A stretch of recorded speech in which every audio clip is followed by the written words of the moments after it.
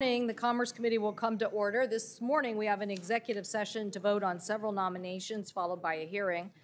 After the executive session, the hearing will be to consider 4 individuals to fill roles at the Federal Communications Commission and the Department of Commerce. During the executive session, we'll be voting on nominees who will fill key positions at the Federal Communications Commission, the Federal Trade Commission, the Department of Commerce, as well as several Coast Guard promotions. Both the FCC and the FTC have responsibility to expand connectivity and to promote the protection of consumers online. This morning, we'll be voting on the nomination of Jessica Rosenworsel to be the Commissioner of the Federal Communications Commission. If confirmed, Chairwoman Rosenworsel will continue to lead the agency's important work to ensure that every American has access to reliable, affordable broadband. Having strong leadership at the helm of the FCC to implement our broadband investments could not be more important, and I look forward to her confirmation this morning. Next, we have Alvaro Badoya, who has been nominated to be a commissioner of the Federal Trade Commission. The FTC is responsible for protecting consumers from unfair and deceptive practices, especially online, and for enforcing the nation's antitrust laws. Mr. Badoya has the experience and expertise in privacy that the Commission needs at this critical moment. He has bipartisan support from all the sitting commissioners and the chair of the FTC, and has experience working across the aisle. Mr. Badoya also has the support of privacy and civil rights organizations, consumer groups, leading privacy academics, and former FTC officials. I know he has worked both closely in his private capacity here on the Hill. I look forward to working with him on the committee's important privacy agenda. We will also vote on the nomination of Janie Bavashi to be the Deputy NOAA Administrator. We need strategic leadership and help at NOAA to execute broad climate and coastal resiliency investments we outlined in the Infrastructure Investment and Jobs Act, the bipartisan infrastructure bill, and we hope soon the Build Back Better program. Ms. Bavashi will be critical in helping with NOAA's implementation. We'll also be voting on Arun Venkataraman, who has been nominated to be Assistant Secretary of Commerce and Director General of the United States Foreign and Commercial Service at the Department of Commerce. If confirmed, he'll play a key role in helping small and medium-sized enterprises enter and compete in foreign markets. This is very important for our economy and for small businesses who need to have increased help and access to foreign markets to thrive.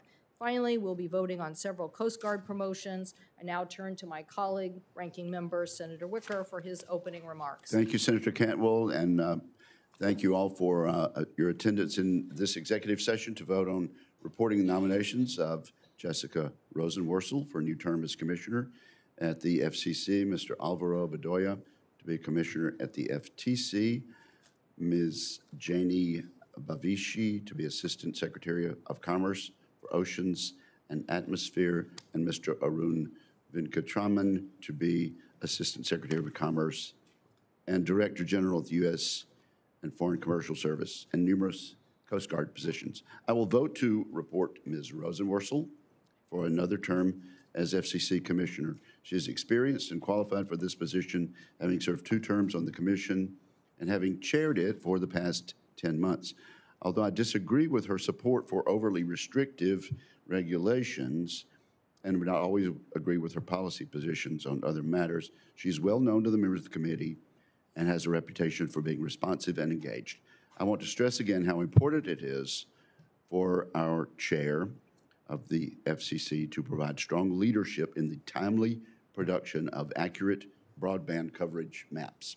These maps are absolutely critical to ensuring the fair and effective distribution of the broadband funding approved in the bipartisan infrastructure package.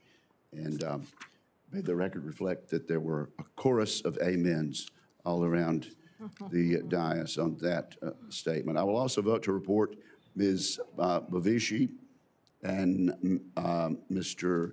Venkataraman to the important roles at the Department of Commerce for which they've been nominated.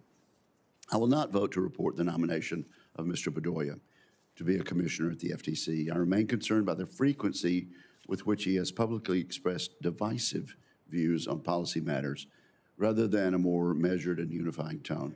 There has been a troubling trend of politicization at the FTC, which is different from how it has been in previous years, and I fear Mr. Badoya would not bring the cooperative spirit to the commission that we need at this time.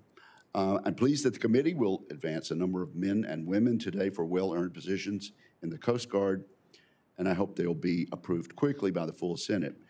I am disappointed that the dedicated flag officer candidates for the rank of Rear Admiral, lower half, have been left off today's agenda, even though the committee has had ample time to review their strong records. I hope these deserving individuals will soon be considered and confirmed so that they can assume critical leadership roles in the Coast Guard without further delay. Senator Cantwell. Thank you, Senator Wicker, and I so appreciate all my colleagues' attendance this morning. I know it's a busy time of year and you have many committee obligations, so I will turn to Senator Wicker for a motion.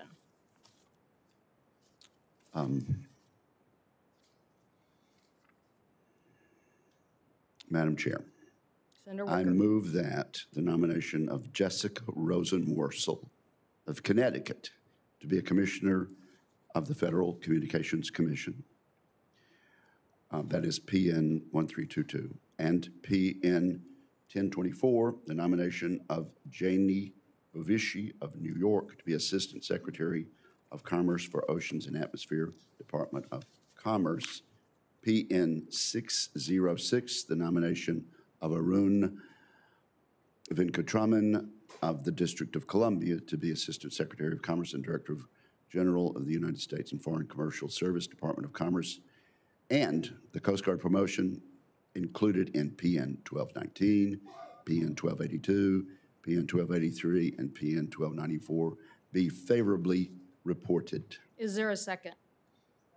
All those in favor say aye. Aye. All those opposed, no. The motion is agreed to. Could I be recorded as a no on the nominees, but not on the Coast Guard promotions? So noted. Senator Scott will be, and Senator Lummis? Lummis as well. Thank you. Okay. And Senator Madam Johnson. Chairman, if I can be recorded as a no on Bovishi. Senator Blackburn will be recorded no on Bovishi. Senator Johnson? Senator Johnson, no on all but the Coast Guard. Okay. Madam Chair, Tester, I just want to make sure that Jessica Rosenworsel is also confirmed as chair of the FCC because that wasn't in the motion.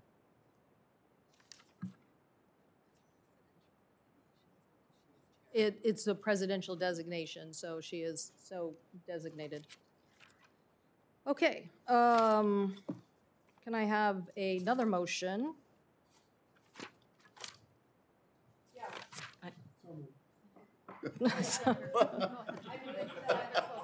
It's me. Senator Klobuchar. Thank you. The nomination, no, what, Senator Baldwin? It's okay. The nomination of Alvaro Badoya of Maryland to be a commissioner of the Federal Trade Commission. I move that he be favorably reported. Is there a second? Thank you. There's been a request for a roll call vote. Clerk will call the roll. Ms. Klobuchar, Aye. Mr. Blumenthal, Mr. Schatz, Mr. Markey, Mr. Peters, Ms. Baldwin, Ms. Duckworth, Mr. Tester, Ms. Sinema, Ms. Rosen, Mr. Lujan, Mr. Hickenlooper, Mr. Warnock, Mr. Wicker, No. Mr. Thune, No by proxy. Mr. Blunt, Mr. Cruz, No by proxy. Mrs. Fisher, Mr. Moran, No by proxy. Mr. Sullivan, No by proxy. Mrs. Blackburn, Mr. Young, No by proxy. Mr. Lee, No by proxy. Mr. Johnson, Mrs. Capito, Mr. Scott, Ms. Lummis, Ms. Cantwell. Aye. The yeses are 14, the nos are 14. The committee will report the tie vote to the floor of the Senate. That concludes our markup for this morning. So we'll now turn to hearing. I, again, thank our colleagues for their attendance today. Thank you for helping us get these important nominations filled, and we look forward to working with all of them. So now we will turn to our hearing this morning. Our hearing is a very important set of nominees, and so I want to welcome them. and their families to the dais. Thank you so much for being here. First, we will consider the nomination of Gigi Son to be Commissioner of the Federal Communications Commission. Ms. Son, welcome to you and your family, who I understand is joining you today. The pandemic demonstrates how essential broadband is to participate in our 21st century economy and the FCC's critical role in helping our country be competitive. If confirmed, Ms. Son will help lead the FCC's effort to address the lack of broadband connectivity in our country due to gaps in broadband infrastructure and the lack of affordable services. As commissioner, she'll also be responsible for supporting the diversity and health of local broadcasters, that they continue to reflect the interest of local communities, and I look forward to hearing how she intends to support broadcasters in their continued important role if confirmed. She's also responsible for coordinating with NTIA on federal spectrum sharing policies to protect incumbent users and promote innovation, and she has a decade-long of experience as advocating on important telecommunications policy. She was co-founder of Public Knowledge before becoming a senior advisor to the Chairman Wheeler of the FCC, and she's currently a distinguished fellow at Georgetown Institute for Technology, Law, and Policy, senior fellow and public advocate at the Benton Institute. If confirmed, she will also be the first openly LGBTQ plus commissioner in the history of the FCC, and she will also we will also consider the nomination of Davidson. Thank you for being here to be Assistant Secretary for Communications and Information at the Department of Commerce. Today, it is important more than ever to have a critically strong role at NTIA as the agency leads the largest broadband investment in our nation's history to finally bridge the digital divide. Both my colleagues, Senator Wicker and Senator Klobuchar, have worked tirelessly on legislation to try to enhance the role of this at NTIA.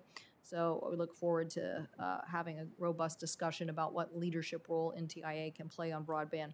The Infrastructure Investment and Jobs Act will ask NTIA to increase and implement programs set at historic levels. So I look forward to asking NTIA, Mr. Davidson, about those efforts and what we can do, particularly on the issues of digital divide and cost. I also, with the vote of Chairman Rosenworsel and Mr. Badoya this morning, today's hearing, Ms. Son and Mr. Davidson, we're getting closer to providing these agencies with the key tools that they need to do their job. Next, we will consider the nomination of Jed Kolko to be Undersecretary of Economic Affairs at the Department of Commerce. Welcome to you. The Undersecretary for Economic Affairs is responsible for providing economic analysis, disseminating national economic indicators, serving the administrator as the department's premier statistical programs, and including in that the Bureau of Economic Analysis and the Census Bureau. These bureaus and others in the department provide important critical data to our nation, to our agencies, and to private sector entities. Everything from science, climate, weather, and economic indicators, including trade and telecommunications. Mr. Kolko has been chief economist at Indeed since 2016, and before that was chief economist and VP of analytics at Trulia. So he brings private sector experience as well. He's also had numerous research positions where his work has focused on ways to incorporate proprietary and public data into research that is accessible and actionable for a wide range of audiences. To help our economy thrive, the department needs leaders who will set high standards not only for data integrity, but for accessibility as well. Policy makers and business entities should be able to easily access the data to develop the Department of Economic Analysis and the Census Bureau to make good policy and business decisions. So I look forward to asking you about that at the hearing. And finally, we will consider Mr. Vicar Ahmad to be Assistant Secretary for Administration and Chief Financial Officer for the Department of Commerce. Welcome to you, Mr. Ahmad. The Assistant Secretary for Administration and Chief Financial Officer serves the department's financial resources and human resources and facilities. It's a critical role on the annual budget and managing the billions of dollars basically allocated through the Infrastructure and Jobs Act as an example. So you are extremely qualified, I believe, for this role. Multiple leadership roles in the U.S. government over the past decade, including managing and overseeing the $70 billion budget for the Department of Homeland Security and its component agencies. He currently serves as the Deputy Chief Financial Officer for the U.S. House of Representatives, so I look forward to your confirmation. So thank you all for being here and your willingness to serve. I now turn to our ranking member, Senator Wicker. Thank you, my friend, Senator Cantwell. And I do agree this is an important hearing to consider nominations of Ms. Gigi Sohn to be a commissioner of the FCC, Mr. Alan Davidson to be Assistant Secretary of Commerce for Communications and Information, Mr. Jed Kolko to be Undersecretary of Commerce for Economic Affairs, and Mr. Vikar Ahmad to be Assistant Secretary of Commerce for Administration and Chief Financial Officer at the Department of Commerce. I look forward to being introduced to family members if they are in attendance today. These positions are vital to the nation's economy, and it is essential that the committee give careful consideration to the goals and qualifications of the individuals who've been nominated to fill them. Ms. Sohn has been an active participant in the telecom sector for her entire career, including her tenure on the staff of former FCC Chairman Tom Wheeler. Many members of our committee have had the opportunity to engage with her over the years on public policy issues under consideration by Congress and the FCC. All who know her would agree that she is knowledgeable and determined and a determined advocate. I am concerned about her record of expressing hyper-partisan views on many critical matters that have come before the Commission and which may come before the Commission again in the future, such as net neutrality. The person who fills the fifth seat on the FCC should be committed to promoting a cooperative environment in which our nation's most pressing telecommunications challenges can be resolved. I look forward to hearing from Ms. Sohn today about her qualifications, as well as her goals and strategies for furthering the work of the FCC. Mr. Davidson is the President's nominee to be Administrator of NTIA. He has numerous professional accomplishments in the private sector and also previously served at the Department of Commerce during the Obama administration as Director of Digital Economy and Senior Advisor to the Secretary. He has been nominated to serve at a pivotal juncture, which of course Senator Cantwell has pointed out. The NTIA is poised to distribute $48.2 billion in broadband funding throughout the country. I'm eager to learn more about his vision for leading this agency and rapidly deploying the regulatory and staffing structure that is needed to implement the Infrastructure Investment and Jobs Act. Mr. Kolko has worked as an economist for major corporations and, if confirmed, would bring this experience to the federal government. Mr. Ahmad has served as Deputy Chief Financial Administrator for the U.S. House since 2017, and his career has also included service in other federal budgetary and financial management positions. Since he had not previously worked at the Department of Commerce, Mr. Ahmad will have much to learn regarding its budget priorities and oversight of key programs, including the development of the next generation of NOAA satellites.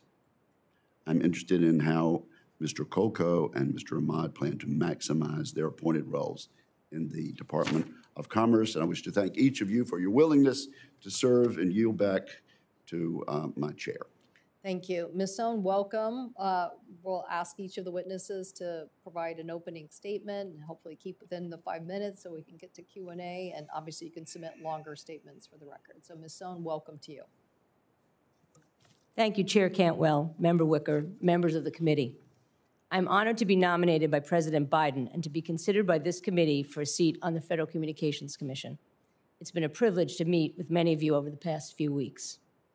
I'm delighted to be joined by my wife, Laura Ballard, our daughter, Yoselyn Sohn, my mother-in-law, Cindy Ballard, and my brother, Eric. They're all behind me.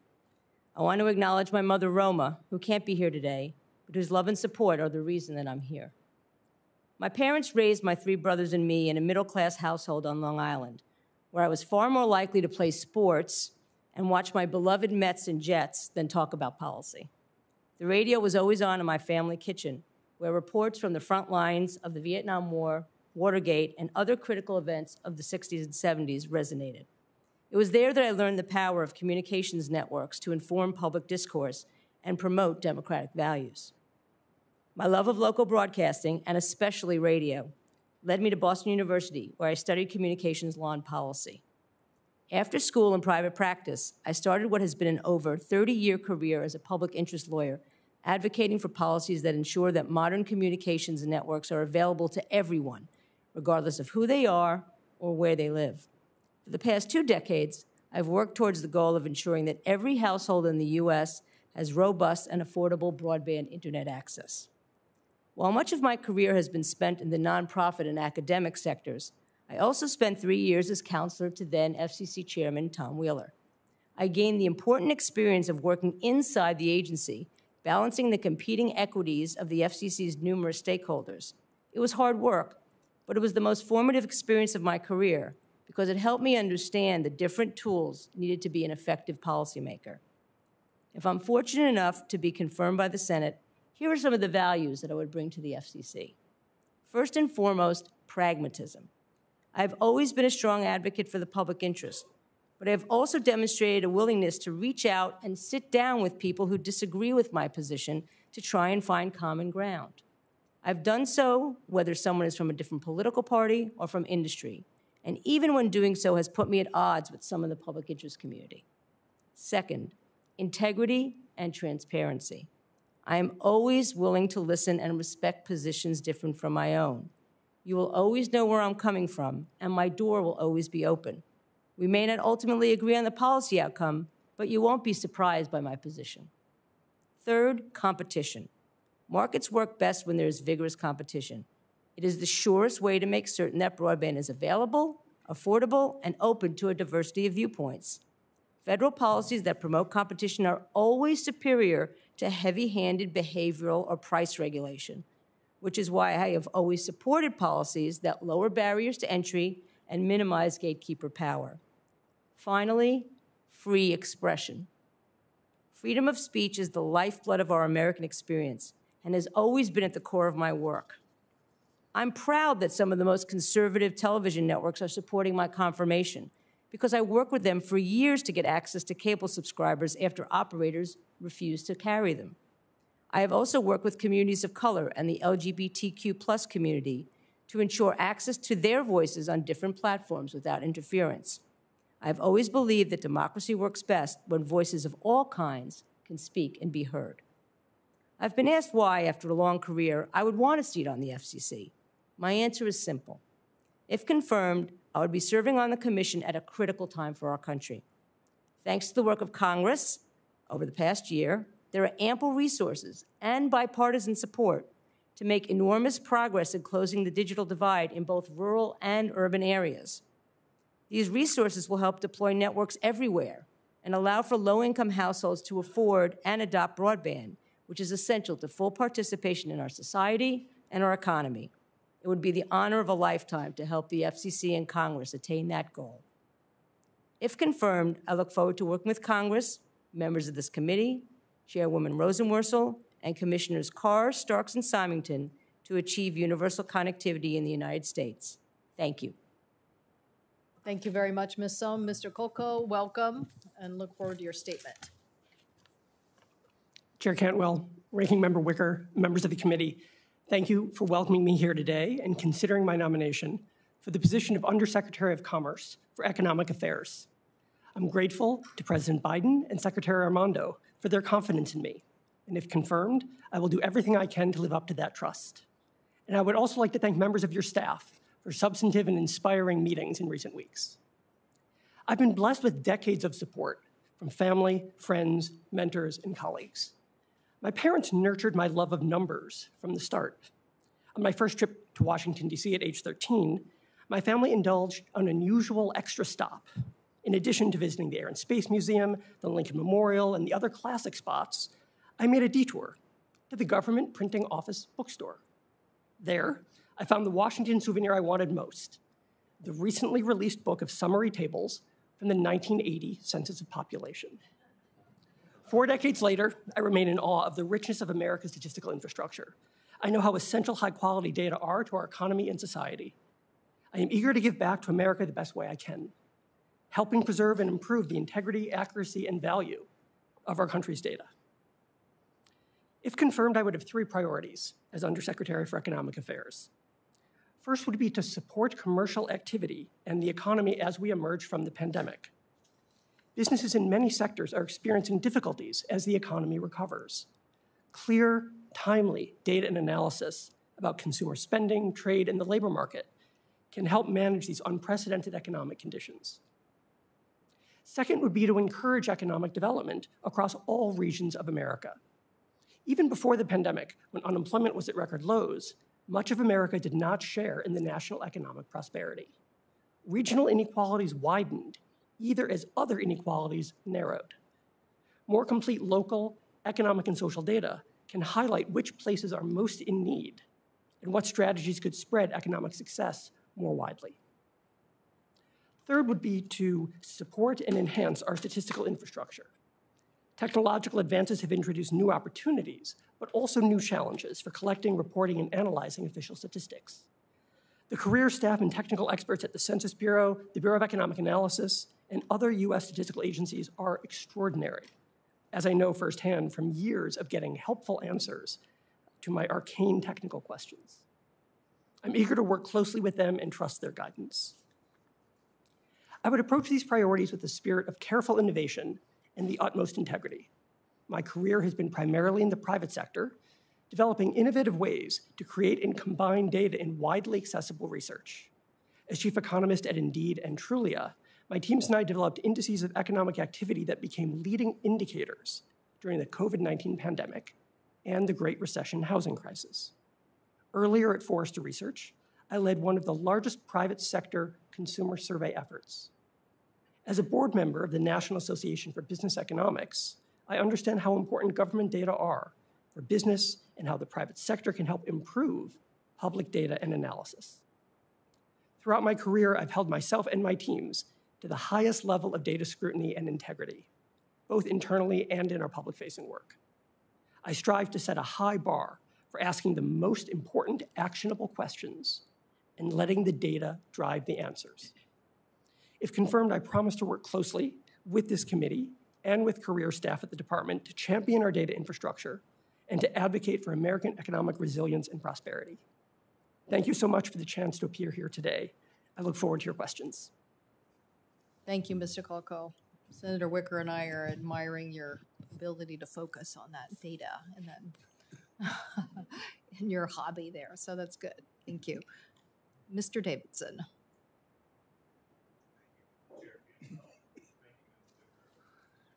And members of the committee for this opportunity to speak with you today.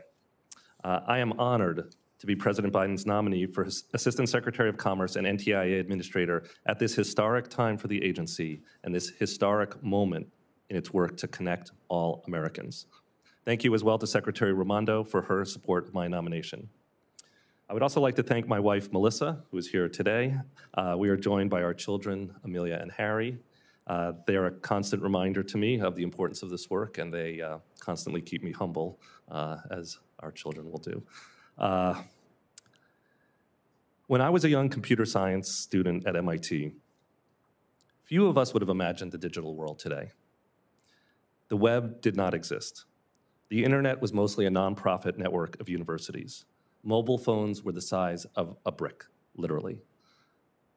But even then, we had a strong sense that computers and networks were changing the world. And we had questions about that impact. Would these technologies connect us or divide us? Would they concentrate power or provide opportunity to all? Fast forward to today. The internet did, in fact, change everything. Modern networks created a digital revolution and are now essential to how we work, to how we live, how we innovate. But those questions about technology still remain, and they have been the animating force of my work. I have spent my career devoted to the idea that technology must serve human progress.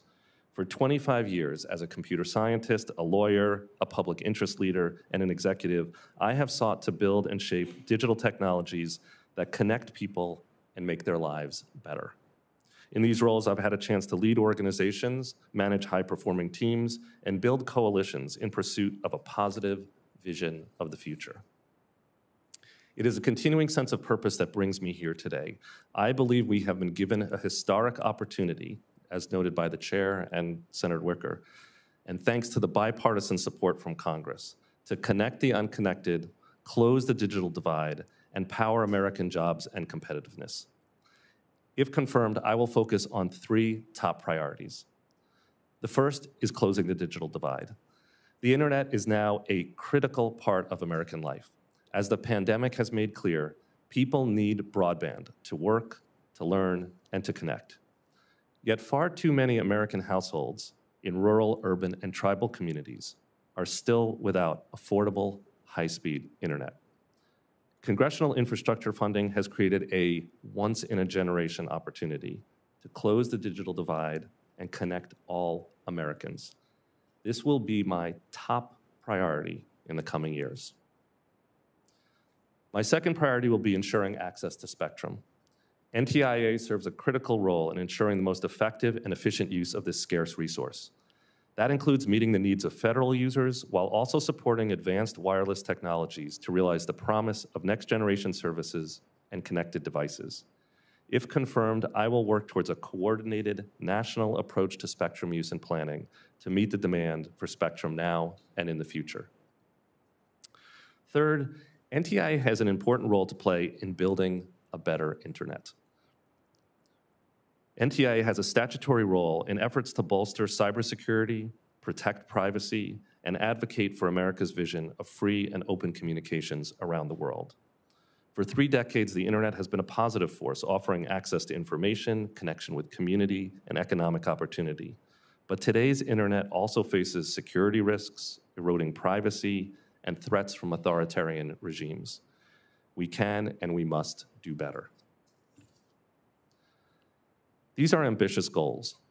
Because of technology's growing role in our lives, these priorities are about far more than communications policy. They are about creating jobs for Americans.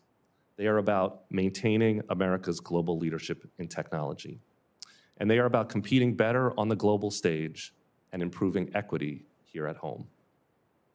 If confirmed, I will continue to do what I've done for my entire career since leaving MIT. Build networks and technologies with intention, with responsibility, and with the ultimate goal of improving lives. Thank you for your time, and I look forward to your questions. Thank you, Mr. Davidson. Mr. Ahmad, welcome. Thank you. Chair Cantwell, Ranking Member Wicker, and members of the committee. I'm honored and humbled to be here today as President Biden's nominee for the Assistant Secretary for Administration and the Chief Financial Officer of the Department of Commerce.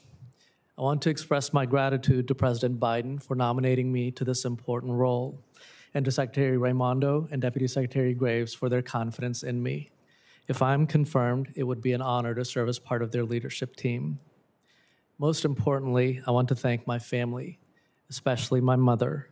Her boundless love, support, guidance, and grit made everything possible for my siblings and me. The love and support of my brothers, sister, nieces, and nephews has been a constant source of strength for which I'm grateful. I'm also appreciative of the role friends, mentors, and colleagues have played in my growth. I never imagined that I would one day be here as a presidential nominee before this committee. It was never my intent to embark on a career in Washington, D.C. Upon completing my undergraduate studies at the University of Texas at Austin, the dean of my college asked if I would be willing to go to Washington, D.C. to draft and implement the framework for a semester-long experiential program, which eventually led to the creation of the Bill Archer Fellowship Program. It's proven to be wildly successful.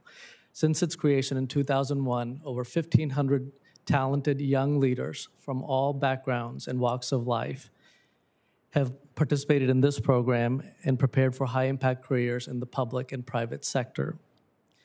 I was deeply honored when former Congressman and then Chairman of the House Appropriations Subcommittee on Labor, Health and Human Services, and Education, Chairman Ralph Regula, offered me a role on his staff to advise him on drafting the subcommittee's appropriations bill. He set an outstanding example of being open, listening, and treating all constituencies with respect. Chairman Regula and Ranking Member Obi had a strong friendship, which enabled Congress to enact considerable funding for education, National Institutes of Health, and workforce improvement programs. I witnessed the power of amazing relationships and bipartisanship coming together to deliver for the American people. My 2 decades of service in public administration and financial management leadership roles in both the legislative and executive branches of government has provided me with comprehensive experience in resource planning, budgeting, internal controls, policy development, and leading and managing organizational change. I've been a key contributor in developing policies and advocating and allocating resources to successfully address the demands of our nation's most critical and rapidly shifting financial requirements, including funding for natural disasters, cybersecurity, workforce training, and multi-billion-dollar national security acquisitions. The work done by the talented, committed, and hardworking agency staff in finance and administration is rarely front stage, but it is essential to operational success. Should I be confirmed, I will lead and partner with the dedicated public servants at the Department of Commerce to effectively carry out our work. My top priority, if confirmed, would be to help the Secretary, the Deputy Secretary, and other senior leadership put forth the best budget to support the Department of Commerce's strategic needs. Second, I believe we must provide evidence to Congress, the public, and our agency partners that we're good stewards of public resources. Finally, if confirmed, I look forward to the opportunity to ensure our human resource focus is on recruiting, developing, and retaining a well-rounded cadre that understands not just how to do a job, but how varied functional expertise plays into the overall mission. I'm so profoundly grateful for the opportunities this country has given me. Public service has been my way of contributing to the well-being of our nation through strengthening educational opportunities, healthcare, workforce investments, and the safety and security of our homeland. If confirmed, I look forward to advancing our common mission to build stronger American economy. Thank you so much for allowing me to appear before the committee. I look forward to your questions. Thank you very much. Mr. Ahmad, I'm going to start with you since you are going to be in charge of major new investments in supply chain security and domestic manufacturing. How will you make sure that those are well spent and free of political influence? Sure. Senator, thank you so much for that question. If I'm confirmed, we'll make sure that all of the funding is spent in accordance with the law. We will provide expenditure plans, and we'll make sure that all of the monies are managed in a cost-effective manner. Thank you. One of the issues, Senator Wicker and I very much believe that broadband is an important public policy. I think it's safe to say we probably wouldn't have written the law the way the infrastructure package if Senator Wicker and I were writing it. One of the issues is this issue of the actual mapping. And so you represent a panoply of interests here, Mr. Ahmad, making sure resources are spent, Mr. Kolko, knowing what census tract means, Mr. Davidson, your role, and obviously Ms. Son at the FCC. I'll note that when Chairman Rosenworsel was here in front of the committee for her hearing, when I asked her about the broadband maps, I said, how would you describe them? She said, well, it reminds me of what someone else said, they stink. And so the point is here, Mr. Davidson, it's going to be hard for me to want to move forward on your nomination if we don't get confirmation from both you and the Secretary of Commerce that you understand the digital divide aspect of this. We have mapping that's been presented to our committee from the private sector that already shows that 70% of the problem is on affordability, not necessarily on access in hard-to-serve areas. We want to do both, but we need to hear that there is a commitment to having accurate mapping and to actually have this resource go to that community, because if the majority of the people are lacking the resources, it's not about whether connectivity is just down the block. It is about what are we going to do about affordability. So Ms. Son, I'll start with you, and then Mr. Davidson, if you could address the mapping problem and what you think needs to be done about it. So the FCC's maps for many years have been very inaccurate. They've only measured who has connectivity in a census block. And if one person or one household could get connectivity in the census block, then everybody was deemed to have it. Thanks to Congress and thanks to Senator Wicker and others on this committee, we now have the Broadband Data Act, which require much more granular maps. I was delighted to hear that the FCC just gave a contract for the broadband serviceable location fabric, which tells you where broadband can be deployed. And now we've got to go and get the information, the FCC needs to get the information from the carriers about where they do deploy. So look, the infrastructure bill requires the maps be done before any serious money is given out. So it's going to be, if I'm confirmed, it's going to be a very, very high priority for me to try to get those maps done quickly. Mr. Davidson? Chair, thank you for that question. First of all, I just say the maps are going to be essential, and for the reasons that you said, if we're going to meet the goal of connecting all Americans, and that means both providing them with access and also making sure they can afford to get online, we're going to need to have a good understanding of where we have service problems. And this has been, as Ms. Stone said, a huge ongoing problem. And I would associate myself with the comments of Chair Rosenworsel at her hearing. The maps have been a problem for years. We've known it. We need to fix it. And we have this problem where one person in a census block has service, and we count everybody. That can be thousands of people. It can be huge areas, particularly in our rural parts of America. So I would just say, if confirmed, I'd be committed to working on this. We absolutely need those maps in order to proceed in the right way with the funding that we've been given at NTIA. And I appreciate you raising the question. We have to be looking at the whole picture here. Well, I'm going to follow up for the record on more detail there, because I think what's problematic about the solution is that it's somewhat lopsided as it relates to the resources and what it really is going to take to solve the problem. If you're solving for access in some of our hard-to-serve areas, I'm sure there's enough money. If you are trying to solve for this issue of digital divide, I'm not sure there is. And so I think we don't want to subsidize expensive broadband. We want a solution that really will help us deliver affordable broadband. So anyway, Mr. Kolko, just quickly for the record, I'm sure that when it comes to Census Bureau data, you will work to make sure that it's most accurate and accessible when needed for policymakers to solve our problems. Absolutely. Thank you. Senator Wicker. Well, thank you very much, and I subscribe to many of the statements that my friend, the chair, just mentioned. Ms. Sohn, this map issue is really going to be your jurisdiction.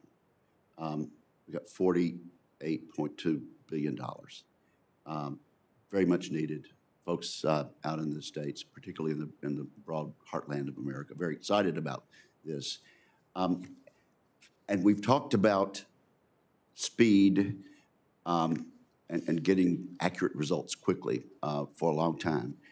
When we needed a vaccine, our military helped us come up with Operation Warp Speed. What ideas do you have about a warp speed way to get accurate maps? Thank you, Senator Wicker.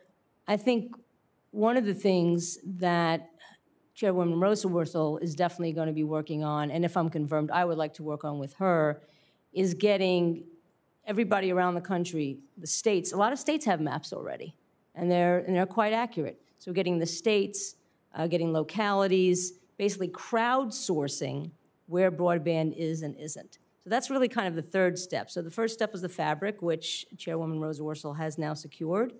The second is getting the information from the broadband providers, and the third is the crowdsourcing. Can you give us an idea about how long you think that's going to take till we can start bringing connectivity with this $48.2 billion in other money?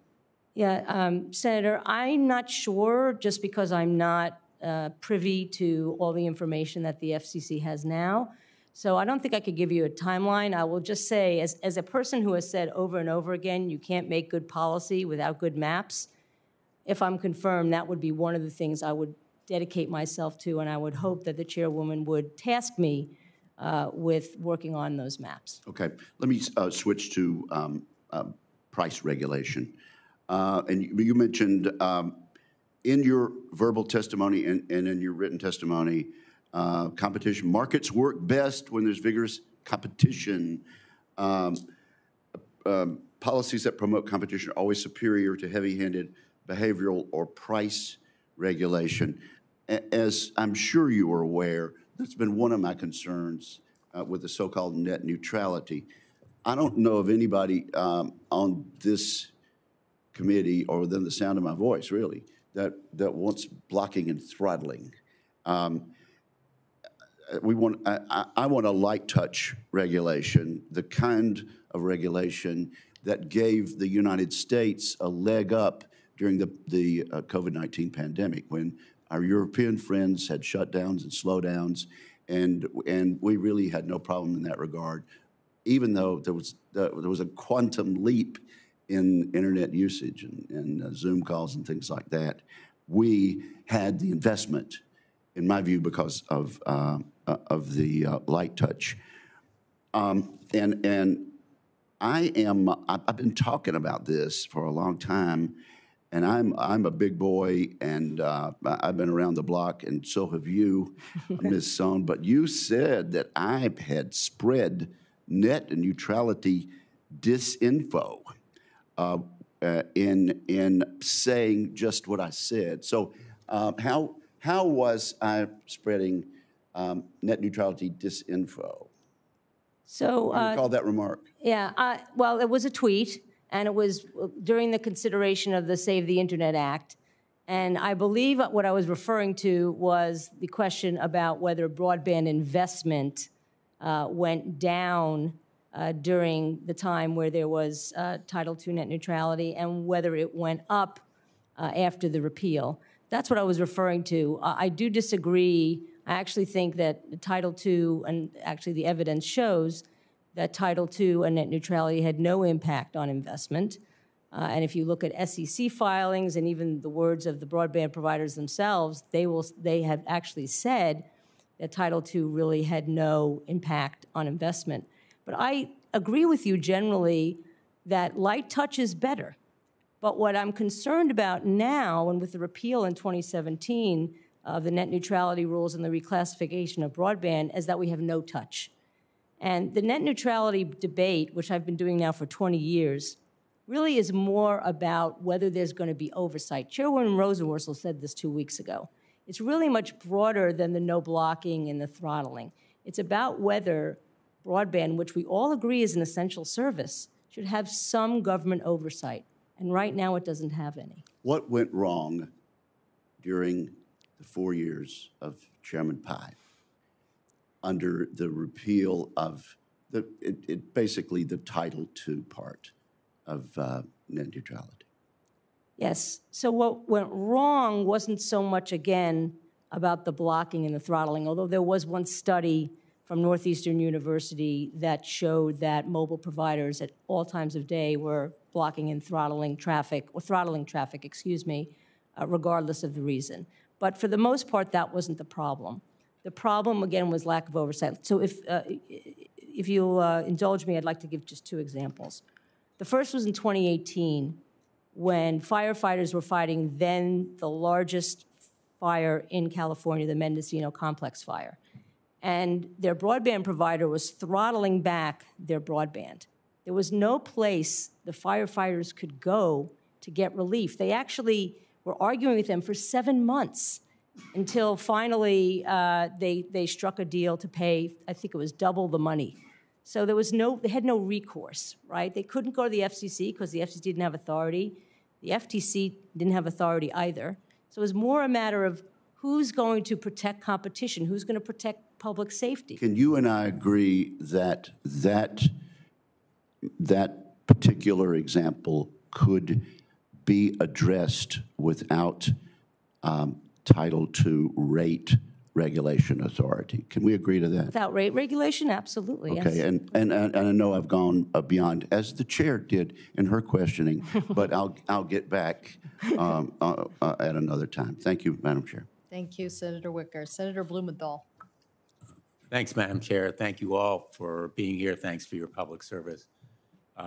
Ms. Sohn, I appreciated your comments about protecting competition and localism in journalism. I agreed with you on the Sinclair Tribune merger. Fortunately, eventually, Chairman Pai agreed with us, as did other news outlets, including many of the conservative media. There should be nothing partisan about protecting localism and competition in journalism. And I appreciated your comments about that goal being of heightened importance, I think, in the pandemic, particularly so. Can you tell us a little bit more about how specifically you would protect and enhance local journalism? The chair, Senator Cantwell, is leading a bill, the Local Journalism Sustainability Act. I'm a strong supporter of it. One example, just one example of what we could do. Maybe you have some thoughts. Thank you, Senator. I want to say first that, local broadcasting really is vital to the lifeblood of every community. I mean, they alone among communications platforms are dedicated to serving local communities with emergency alerts, with local news, with local journalism. So I think it's critically important. I would like to see, well, first of all, I also support Chairwoman Cantwell's bill and the payroll tax credit. I think that's great. That's obviously not within the jurisdiction of the FCC. But I'd like to see the FCC have more opportunities for diverse viewpoints. There's a broadcast incubator program that was started, I believe, in 2018 or 2019. And its intent is to help more minorities get access to radio. And I think it would be great to expand that. Number one, I guess I'd like to see how it's working, if I'm confirmed. But I don't see any reason why not to expand it to television. I think we need more opportunities for voices that are not normally heard to actually be heard on broadcasting, because that still is the place where people get, again, local news and information. I'm a very faithful listener to radio since I spend a good deal of my life in the car bouncing around the state of Connecticut. We don't travel by plane, as some of my colleagues do, but all by car. And I would join you in seeking to strengthen those local voices. I think they're very important. Let me ask you, and I'm going to have some questions for the record on robocalls, about the proposed rule that Chairman Rosenworsel circulated last month, and I hope that you will be a supporter of efforts on robocalls. But Senator Blackburn and I, with the support of the chairwoman, Senator Cantwell, have been having a number of hearings in recent weeks about the revelations of harms by big tech, a number of the platforms to children and teens, also on the issue of privacy. We will be hearing from Instagram's CEO next week. I would also note that in October, the FTC issued a very disturbing report regarding negative consumer impacts of the repeal of the FCC's broadband privacy rules. I'm sure you're familiar with them. There are deep problems. I don't need to tell anyone on this panel, either on your side or ours, with both big tech and big cable's violations of consumer privacy, and we need rules for both. A number of us have been working on various bills. So I'd like to give you and Mr. Davidson an opportunity to comment on the importance of this privacy crisis and what Congress ought to be doing, what you can do through the FCC and the NTIA. Yes, thank you, Senator. Privacy is sacred, privacy of personal information. And when your personal information is abused, it can have economic impacts, it can have social impacts, it can even have physical impacts. So I have been a huge supporter of Congress passing a comprehensive consumer privacy bill. And if I'm confirmed, I would love to work with you and anybody else on this dais on doing that. But the implications of not protecting privacy, whether it be on big tech platforms or over ISPs, are enormous, and the harms have already been shown. I think one of the things that was in the FTC's report was it was shown that bounty hunters were getting some of the information, right? And sometimes bounty hunters find people that should be found, but a lot of times they find people that shouldn't be found. So it could actually result in physical harm. So I would love to see Congress move forward. And if the FCC has the opportunity, which would take some time, I think that would be interesting as well. Thank you. Mr. Davidson? I just say quickly, first of all, thank you for the question. Not a week goes by that there isn't some new revelation about how Americans are finding out that their private data is being used in ways that are harmful or unexpected, and we need to do better in that area. I know you've been a leader in this space for a long time. The most important thing that we can do is passing a comprehensive privacy bill for the United States. I know this is something that this committee has been actively working on, and if confirmed, I would do everything that I can to bring NTIA's resources to bear to support that effort. So thank you. Thank you. Thanks, Madam Chair. Senator Blunt. Thank you, Chair. Mr. Ahmad, I'm afraid I'm not going to have any questions for you, and you may not get many today, but I did want to tell you how much I appreciated your mentioning Ralph Regula, who got to serve with him in the House. He was a great leader of that committee that you worked on, and you were a great part of that team, and I'm glad you're willing to serve in this job. Thank you. Ms. Schoen, we're talking about local news, local radio. Let's talk about Locast a little bit. You were on that board. Locast built its business model on streaming local television to the internet, generally without obtaining the consent of the broadcast TV station or the copyright holders.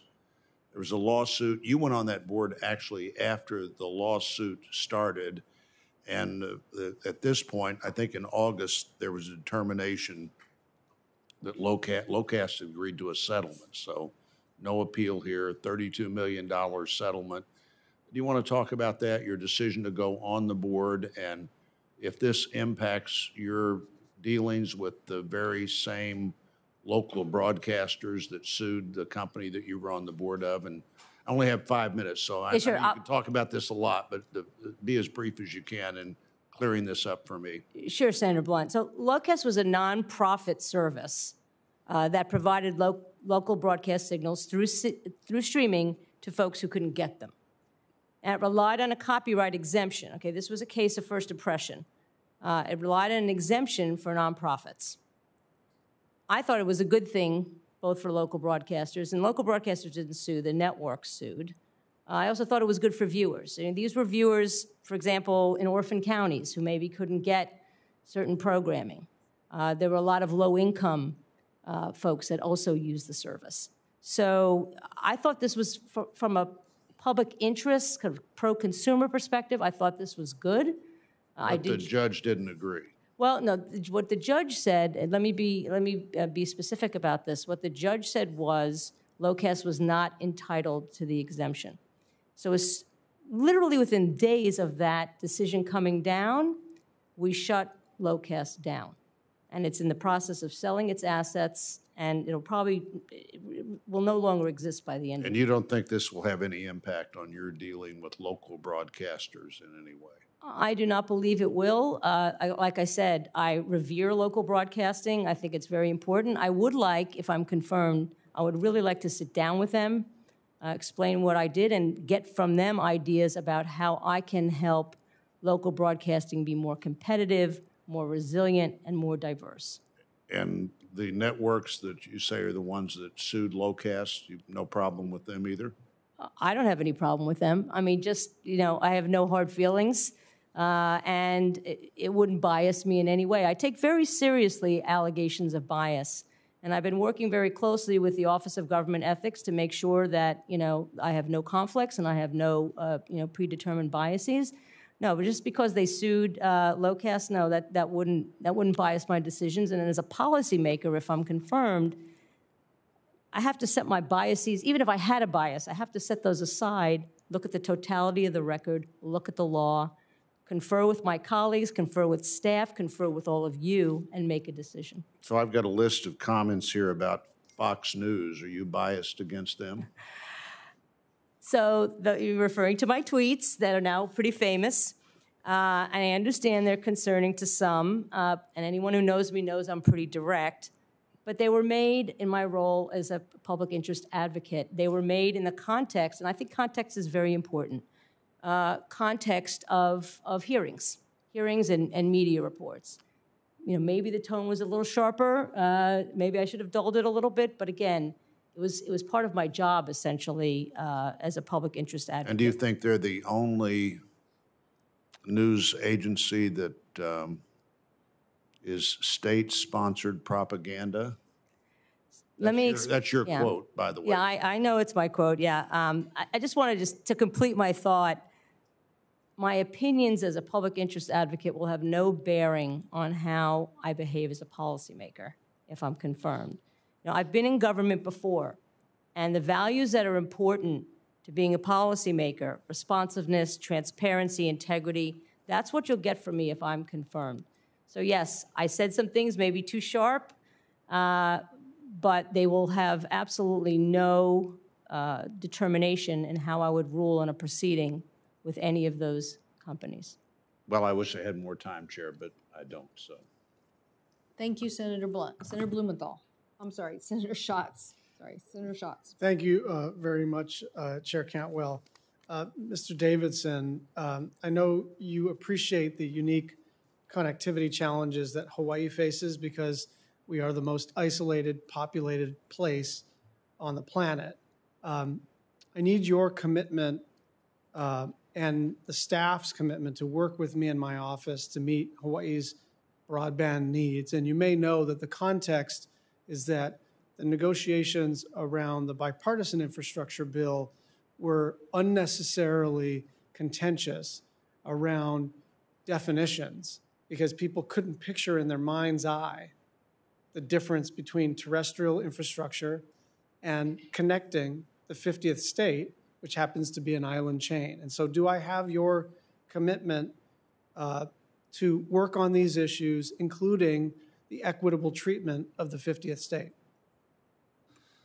Thank you, Senator. You absolutely have my commitment on that, and I appreciate from our conversation how important this is to Hawaii and to making sure that we fulfill this promise to connect everyone in America. And the beauty of the program that's been put forward in the IIJA is that every state will have its own plan, and I look forward to working with you to make sure we get the right plan for your state. Thank you. One more question for you, Mr. Davidson. The Tribal Broadband Connectivity Fund, as the chair of the Indian Affairs Committee, I've heard directly from Native American leaders about the disproportionate impact that COVID-19 has had on their communities, but we did provide historic levels of relief funds that continue to be deployed to tribal governments and the Native Hawaiian community. Will you commit to consulting and coordinating with Native Hawaiians, Native Americans, and Alaska Native communities on the deployment of these NTIA funds? I absolutely will commit to that. Thank you very much, Ms. Sohm. Nice to see you. Earlier this year, I, with other members of this committee, led a letter to the CEOs of AT&T, Verizon, and T-Mobile, asking for commitment to protect consumers before the carriers shut down 3G networks. Do you share our concerns about a 3G shutdown? And I know you're excellent at summarizing, so could you please summarize the problem for consumers and what you could do about it as a commissioner? Sure, Senator Schatz. So basically, the carriers want to stop their 2G and 3G, and in some cases 4G transmissions, their mobile transmissions, because they want to move to 5G, which is important. We want that. It's going to be a transformative technology. We want that to happen. However, there are still, I believe it's 13 to 17% of Americans still rely on 2G or 3G. So shutting it down too soon without some sort of mitigation will leave a lot of people without the ability to call an ambulance, to call their family, or to do anything just about. So this seems to me to be a problem that could be resolved through some negotiation. There is a petition pending before the FCC right now, that was submitted by the alarm industry, because that's another thing. Alarms will stop working. So there are serious public safety implications about shutting down 2G and 3G too quickly. Yeah, I would just observe that this is so potentially catastrophic and so fixable. Yes. That my worry is that everybody assumes it's going to get fixed because it would be preposterous to leave millions of Americans without the basic connectivity that their lives depend on, their lives depend on, and yet here we are without a solution. So I'm hoping we can work together upon confirmation.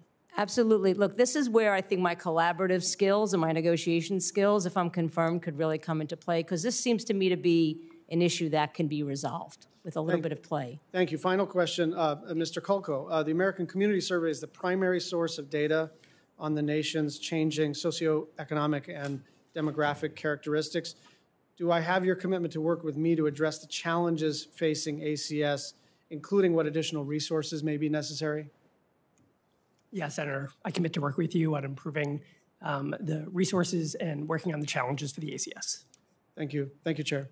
Thank you, Senator Schatz, and I just want to thank you for your leadership on these important issues. All states aren't the same, and I think that it's too bad, again, that the infrastructure bill didn't accommodate and recognize the uniqueness of Hawaii in these issues, and this isn't the first time that this has gone on. So I think people are just, the jig is up on broadband. Like, we're not going to keep doing the same thing.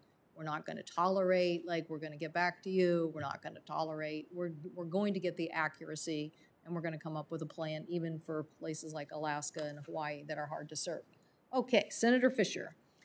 Thank you, Madam Chair, and thank you to each of our nominees for being here today. Ms. Sohn, I noticed you tweeted that FCC subsidies can be helpful in, quote, forcing companies to compete. You've also said that, quote, whenever you hear anybody complain about overbuilding of broadband networks, translate that to competition, end quote. Would you stand by those statements, yes or no? I would stand by those statements, although I do support what's in the IAJA, the notion that the money should go first to building where there is nothing, unserved areas, and then and only then should underserved areas be served. So I was a big supporter of the IAJA. I worked on it with several offices here. And so I did tweet those things prior, but I like the framework that's in the IIJA right now. Thank you for clarifying that. I appreciate that. After Congress passed the bipartisan infrastructure bill, the Commerce Secretary Raimondo talked about transparency and oversight that were needed for state broadband proposals, and she said we need to make sure that the money isn't used in overbuilding. So I'm glad that you agree with her. Mr. Davidson, in our conversation when we met earlier, you also spoke about the redundancy of overbuilding, and I would ask you if you would confirm that to us here at the hearing. I confirm that I certainly support Secretary Raimondo's comments on this. Okay, thank you very much. Ms. Sohn, you often tie the competition conversation to municipal broadband. And I previously expressed concerns to former FCC Chairman Tom Wheeler about the Commission's actions on municipal broadband because it undermines state laws. You were his counsel at that time. Did you advise him on that order? I probably did. I don't really have a specific recollection. But I think it's important to note that right now the FCC can do nothing about municipal broadband. As you know, we did try to preempt the state laws of North Carolina and Tennessee that prohibited either new builds of municipal broadband or extensions of already built networks. And the Sixth Circuit said that we did not have the authority. So if I'm confirmed, there's not a lot I could do about municipal broadband. Given the court's reversal of that preemption order, do you regret pursuing that? No, Senator Fisher. I have supported municipal broadband for a very long time.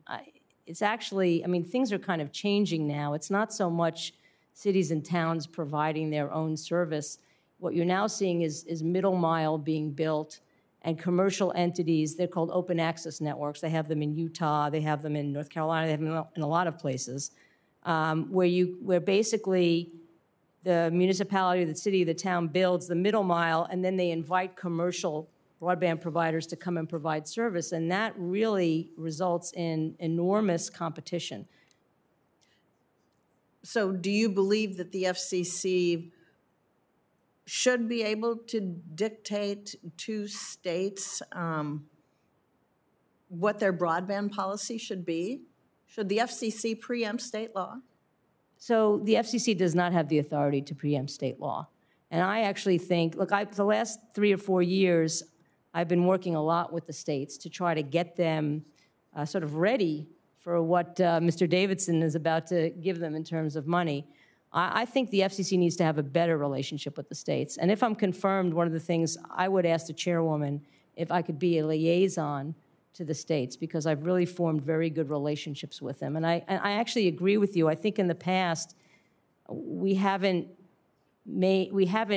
outreach to the states and made them partners. We've been more adversarial. So there's a committee within the FCC. Am I correct in this, that it's a committee that brings the states together? And it's my understanding from some members of our Public Service Commission in the state of Nebraska that this committee, even though it's there, it doesn't meet, it doesn't do anything.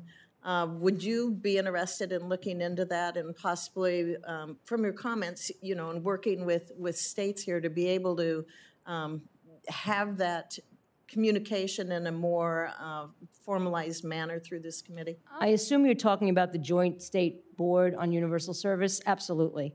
I mean, I was Chairman Wheeler's liaison to the Intergovernmental Advisory Committee, and I worked with them very well, made a lot of friends, including some friends who just, Republican friends who just signed a letter on my behalf. So I would be delighted to do that. If Chairwoman Rosenworsel were to, if I was confirmed and she wanted to appoint me to the joint board, I'd be honored. Nebraska was one of the few states after the '96 law that did form their own state universal service fund, and was very proactive on that, and it works well. But so that's why I do have concerns about some of your comments on preempting state laws, to be forthright with you. Fair enough. Thank you. Happy to clarify them. Thank you. Senator Klobuchar. Thank you very much, Madam Chair. Congratulations to all of you. Ms. Sohn, I'll lead with actually Mr. Davidson, because you mentioned a nice segue of his job, which will be overseeing the distribution of the state broadband grants, billions of dollars. And all of us, both sides of the aisle, have had frustrations in our states where money has gone out from the states, from the federal government, and it doesn't get done. It's one of the reasons, and I've talked to Secretary Raimondo about this, there's a clawback provision in there that would allow us to take back funds. Could you talk about the number one question I got when I was talking to people who are very excited about these grants, including yesterday with the president in Minnesota, is what is your plans to getting the distribution of the funding going? Well, thank you, Senator Klobuchar. And I will just say that this is an incredibly important and historic opportunity for us to connect everybody. As you've mentioned, we have a twin imperative to get the money out that we've been given quickly and to get it out carefully. I think the plan there, first and foremost, is going to be working with the states. We need partners in the states, and I think there's a lot that NTIA can do to help build capacity in the states to be able to have a partner to work with. We can provide technical assistance. We've been given funding from Congress, and I think that would be a top priority in getting this moving. Exactly. And I think everyone, you're going to start hearing about timetables and what's happening. We're very excited about this, and you're going to be in a key role, and I hope we get you confirmed immediately because of that, as well as the other nominees. Ms. Sohn, I'd start by just putting on the record, Madam Chair, if I could, submit a letter from the Consumer Technology Association in support of Ms. Sohn. Yes, without objection. Okay, very good. So, Ms. Sohn, you were just talking about your work with states, and you've also worked on a variety of issues. Of course, some of this will come up: broadband, competition, innovation. Can you talk about how you've worked with colleagues on the opposite side of the aisle on these types of issues? Yes, Senator. So let me give an example from net neutrality, because that is an issue that obviously keeps coming up. And I think it's really important. Obviously, I'm a supporter. But in I believe it was in 2012, no, excuse me, it was 2010, we were waiting for the FCC to act on net neutrality. And It was taking a very, very long time. So I was asked, along with some other public interest groups, to consider a legislative compromise. This was led by Congressman Waxman, and there were some Republican offices involved as well. The ISPs were supportive, and the bill was not perfect, but Public Knowledge, the organization that I ran at the time, decided to support it. And the night before the news was going to get out that we were supporting this, I called my public interest colleagues and told them, we're going to do this. We know you're not going to be happy about it, but this is what we're going to do. And a lot of them were not happy about it. I think some of them are still unhappy about it to this day. But I think it was a demonstration of pragmatism, willingness to work with folks that you don't necessarily agree with, and the desire to get something done. Like nothing was happening. The FCC was frozen for whatever reason. And we got something done, and it actually caused the FCC to finally move. So I'm about making progress. I'm not interested in standing on ceremony, standing on my laurels. I want to get stuff done, and we have a great opportunity here. Exactly. As you look at what we can get done, just two things I'll follow up on here. One is, and I know you've talked a lot about broadband, and we have a lot of members here with significant rural areas on both sides of the aisle. Could you talk about how you would work with rural providers in areas where they might not have any broadband right now, or more likely very, very low-speed broadband? So the IIJA specifically says that the FCC has to provide technical assistance. It requires NTIA to work with the FCC. And since NTIA is only 150 people, I think we could really help them provide technical assistance. And the NTIA, in turn, has to provide technical assistance to the states, okay, and the carriers that get money from the states. So I see it as sort of like a virtuous relationship.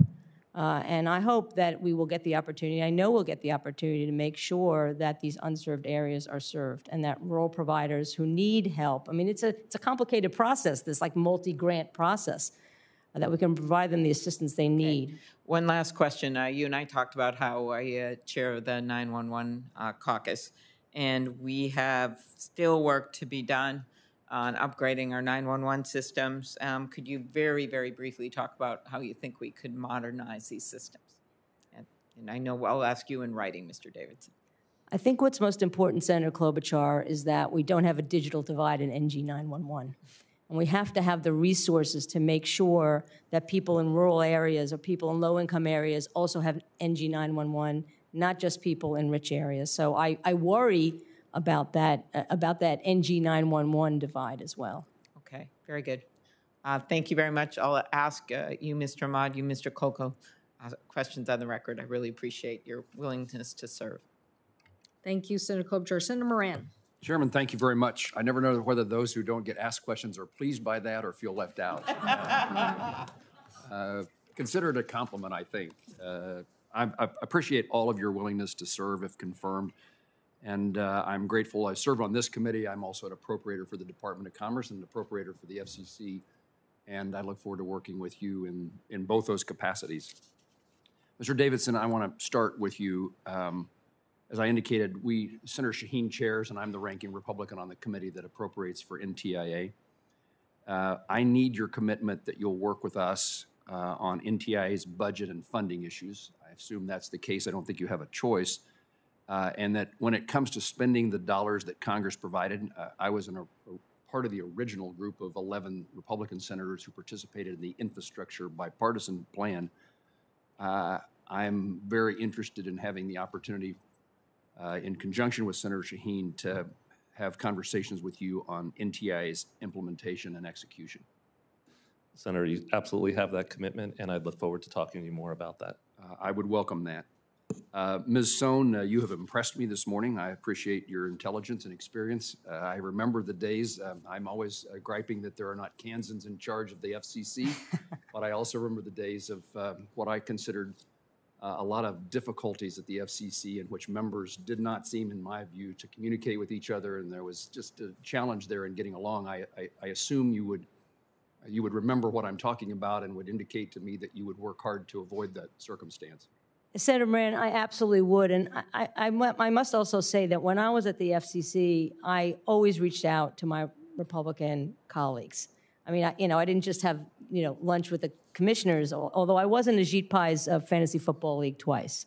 So it's really important to me. To me, these things are not personal policy differences. So yes, I will do that. I appreciate your answer to Senator Blunt's question. I, too, was concerned about, I'm a supporter, an advocate for local journalism, local broadcast journalism in particular, that the FCC would have jurisdiction over, and I wanted to make certain that what you said was the truth in regard to no hard feelings, no bias, no consequences to that lawsuit. And you confirmed that, and I appreciate that you did. Congress has allocated lots of money to new broadband deployment programs, many different agencies. And there is some thought that the Universal Service Fund, what's its role now? And we've had conversations. I visited with Chairwoman Rosenworsel yesterday. And the question that I raised with her is one I would raise with you. What role does USF play? I mean, we've talked about trying to expand where its revenues come from or to reform the USF fund. But with all the money that Congress is granting to deploy broadband, what now with the USF?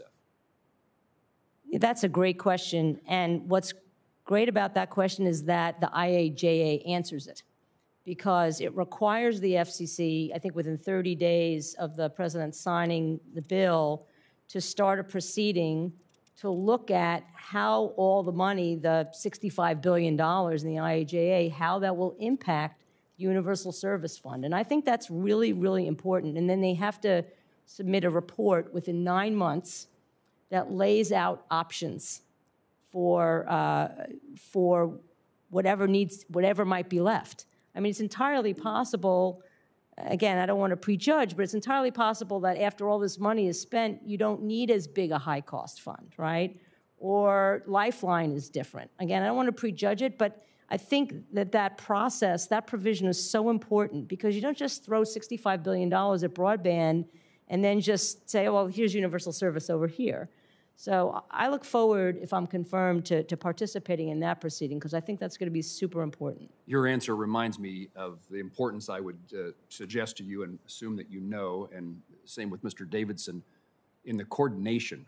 We've asked for a commitment from the FCC when your fellow commissioners were here that we're going to coordinate, and it would include rural development or USDA and others, to make certain that we do this in a smart way. Mr. Davidson, Congress set some important guidelines in the Infrastructure Investment and Jobs Act related to broadband deployment, defining unserved areas. The goal, of course, is to prevent overbuilding of existing networks. I'm an advocate for that view for a long time, and I've seen the consequences where we've spent money which, in my view, is not the place it should be spent. We've placed restrictions on particularly the USDA manners.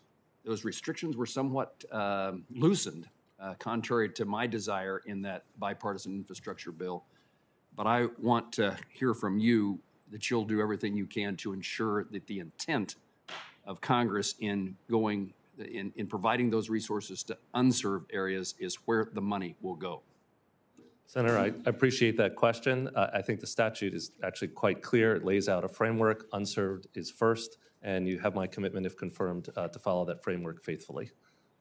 Can you explain, Mr. Davidson, my clock is not here, so Chairman, use your gavel, but use it sparingly, please.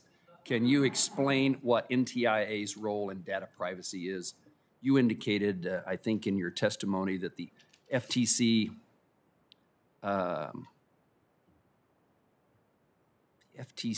is just to set rules on unfair data collection and surveillance practices that may damage consumer privacy. In your written testimony, you mentioned the importance of NTIA helping to build a better internet, including efforts when it comes to protecting privacy. What are you telling us? Well, Senator, certainly privacy is extremely important. B, I do believe that NTIA does have a statutory role, both as advisor to the President on telecommunications and and information policy, and also spelled out in places in the various statutes giving around NTIA. And then finally, I would just say NTIA has a history here already of providing in recent years analysis and support. Stakeholder listening sessions, as recently announced. And so I think there's work that we can do with the policy expertise that exists at NTIA to support the administration and Congress in its deliberations around privacy. Senator Markey, thank you. Senator Moran. Thank you, Chairman. Oh, thank you, Madam Chair.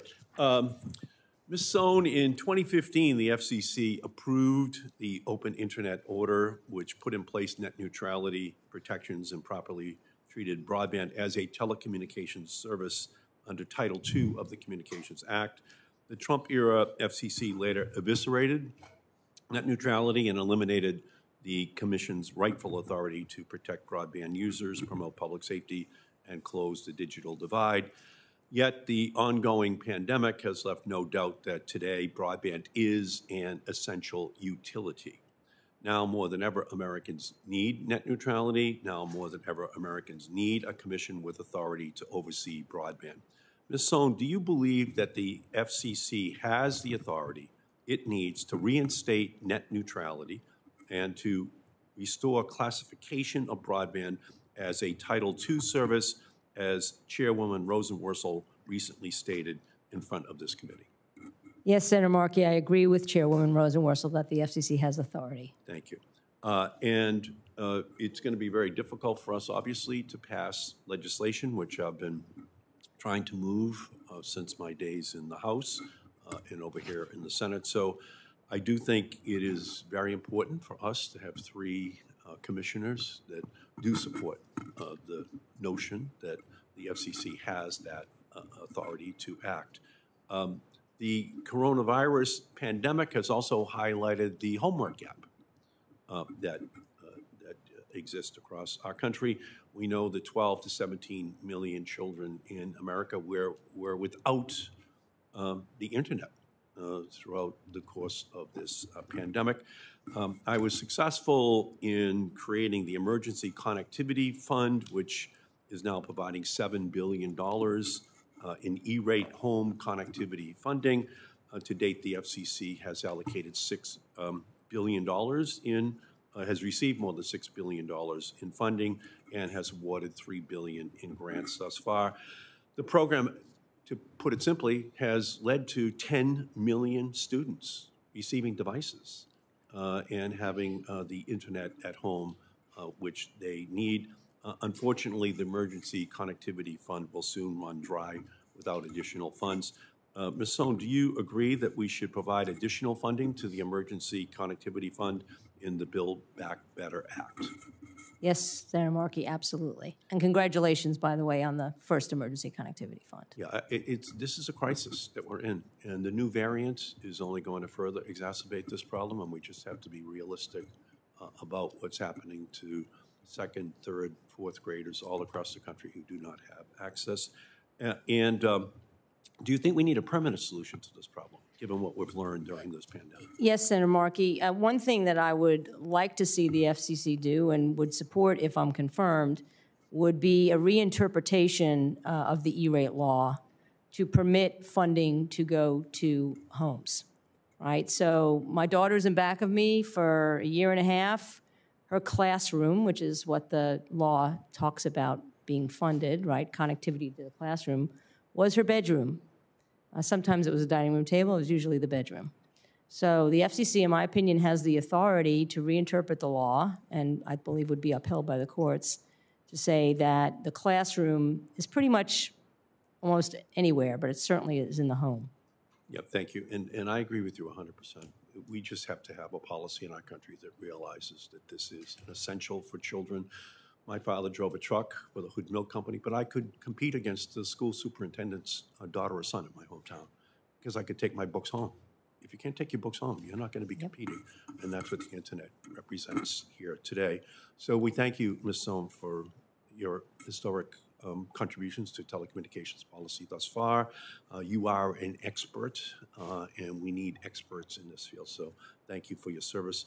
And Mr. Davidson, Ms. Sohn was talking about the need to have essentially Darwinian paranoia-inducing competition in order to avoid regulation. But we know that competition falls short, and as a result, rural America, poorer America, they haven't really received all the benefits of broadband, which is what your job is going to be.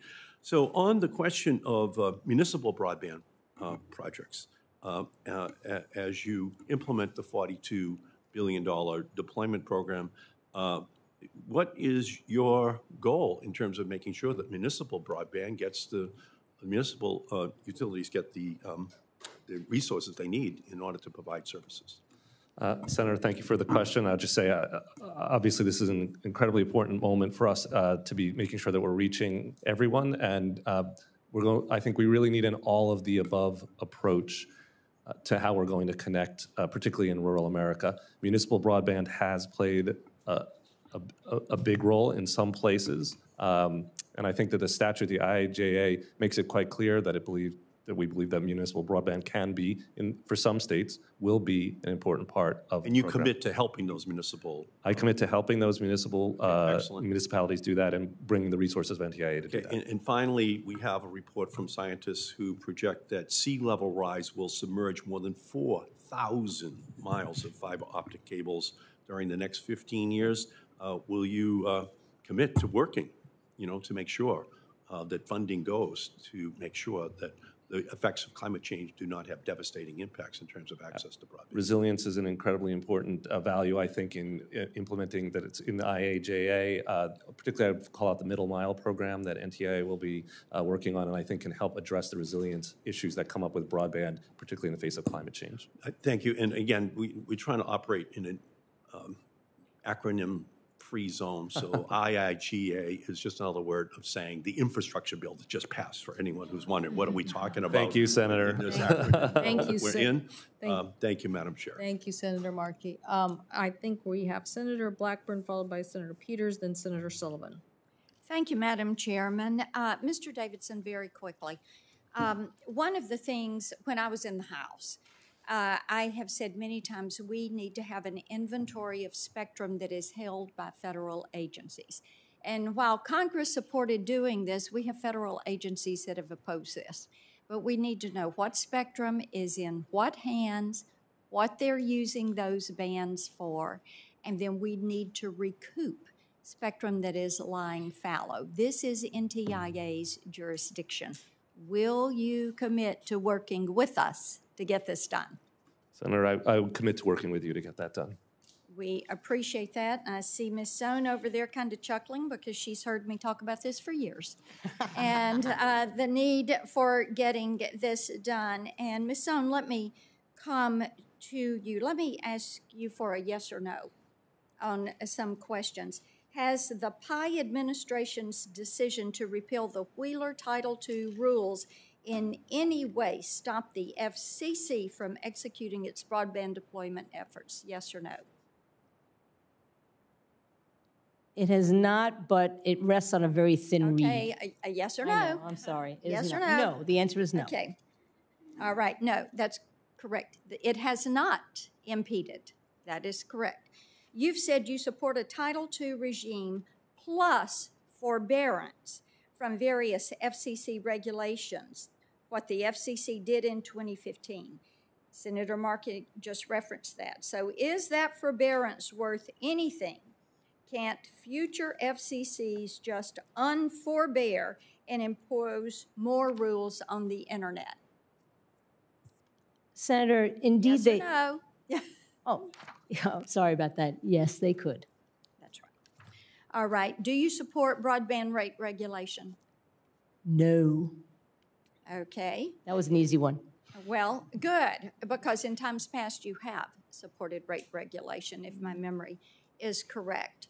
Would more regulation of the internet help encourage investment in broadband networks? No, I don't believe. Well, when you say internet regulation, are you talking about the broadband providers? I am talking about the providers. regulation of the internet, government control of the internet. Are you going to get more private investment to continue expanding these networks, or are you going to get less? I believe it has no impact. I would say you're wrong about that, because look at what has happened by networks being able to get out there and expand broadband. There are a lot of counties in Tennessee, our 95 counties, where they have partnered up with state grants, they've partnered up with federal grants, they've partnered up with ILECs and CLECs and electric power co-ops. And we have very rural counties that are close to having fiber across the entire county. So it has an impact. A private sector approach works. Okay, the infrastructure bill that was recently signed into law funnels money to underserved areas, which means overbuilding existing networks and ignoring rural areas for cities. Do you believe this will close the digital divide? I support the framework that unserved must be served first, okay? And then and only then, after the states prove to the NTIA that unserved is served first, then you could spend money on underserved. Yes, because one of the downfalls of the Obama era was the overbuilding of networks, of existing networks in cities, and the rural areas were left behind. They did not get that money, and that's why we have as much disparity as we have existing right now. And we need to be encouraging that investment into these networks. Okay, when you worked for Tom Wheeler, you led the FCC's efforts to put broadband privacy rules into place, rules that Congress later struck down as an overreach of FCC authority. And you recently said that there is no real oversight of broadband carriers going on. So do you believe the FTC has in some way fallen down on its job as a consumer privacy agency? I don't believe so, but I have to admit I haven't followed what the FTC has been doing very much lately. Okay, well, they are the privacy regulator, and as we've debated for many years, very vigorously, this is their jurisdiction. This is not the FCC's jurisdiction, and we need one regulator, one set of rules for the entire internet ecosystem. Okay, if the FCC were to reclassify broadband as a Title II service again, would you support the FCC once again attempting to enact broadband privacy rules? I would prefer if Congress passed a comprehensive consumer privacy bill. And I know, Senator Blackburn, you have been a leader in that regard. If the chairwoman undertook such a proceeding, I obviously would participate in it, and obviously she'd have to reclassify first. But I would prefer to see Congress settle the matter with a comprehensive consumer privacy bill. And I've been very, very clear on that. Okay, thank you. You were on the board of directors for Locast, a streaming service that shut down right about the time you were nominated for pirating content.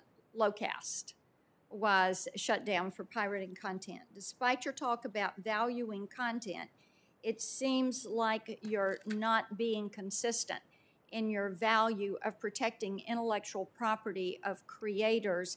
And as you know, retransmission is an issue that has been debated, and I know we're going to continue this conversation about protecting content that is there, but my time has expired. Madam Chairman, thank you. Thank you. Thank you very much.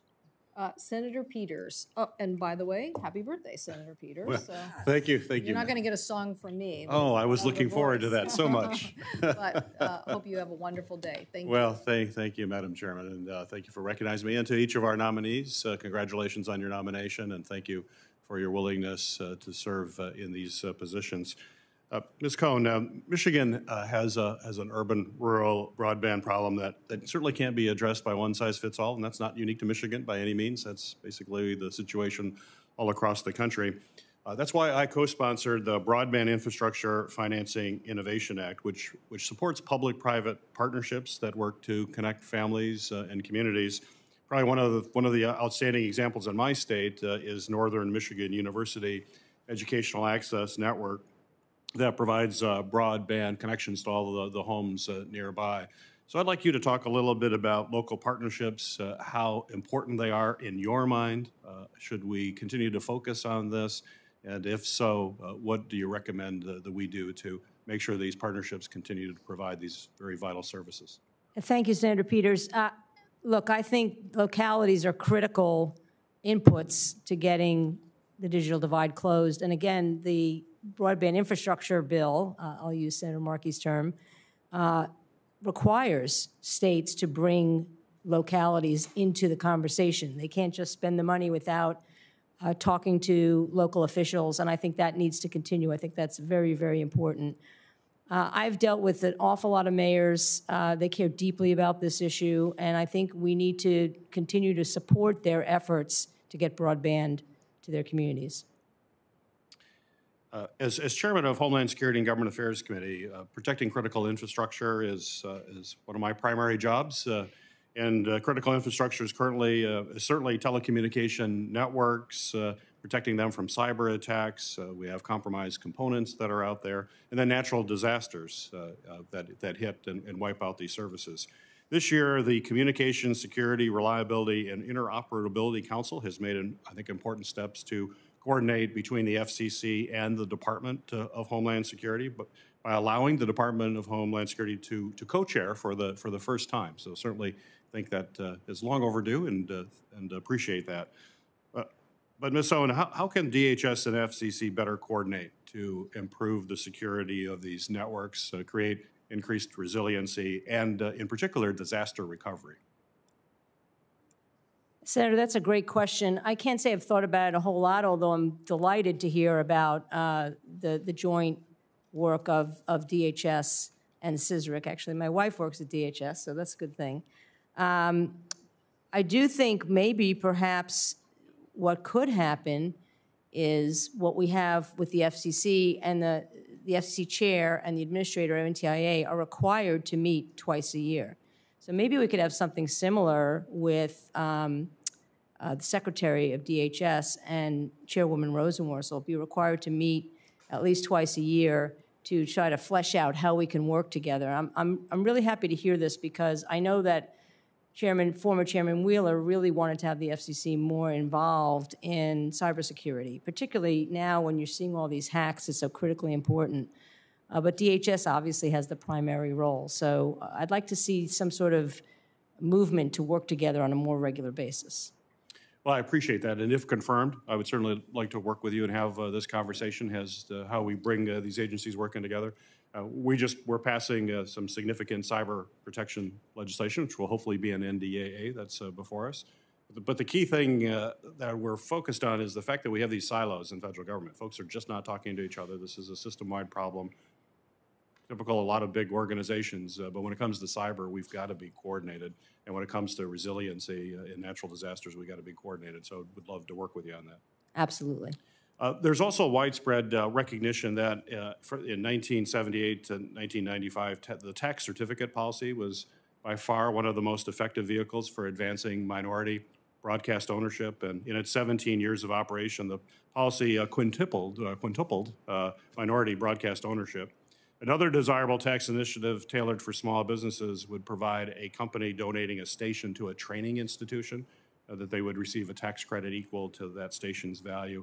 My question for you is, under your leadership, would the Commission request Congress to restore and improve the tax certificate policy and create a tax credit for donating a station to a training institution? Is that something you'd be supportive of? It's something I'm certainly supportive of. I was a huge supporter of the old minority tax certificate. I was very disappointed when it got repealed. I'd obviously have to talk to the chairwoman about, what the FCC could do to support that. But I personally am extremely supportive.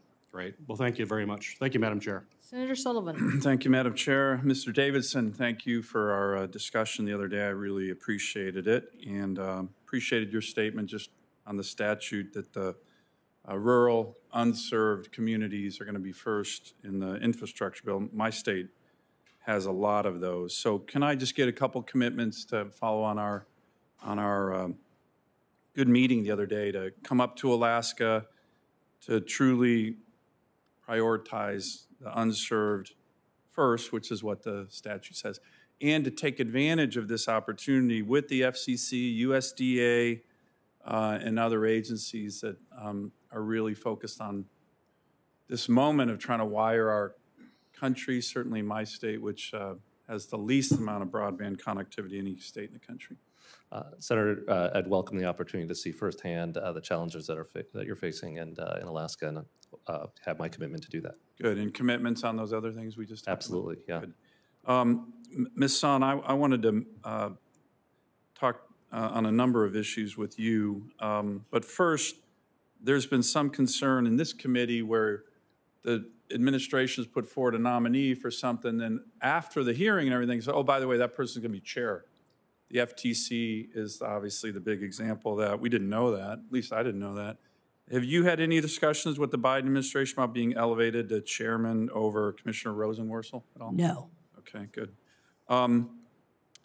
Look, I'm going to be, I've noticed, again, it seems like one of the ways you get nominated for a position in this administration is if you have some really good, nasty tweets against Republicans, it's the way you get nominated. I mean, geez, the numbers are going through the roof.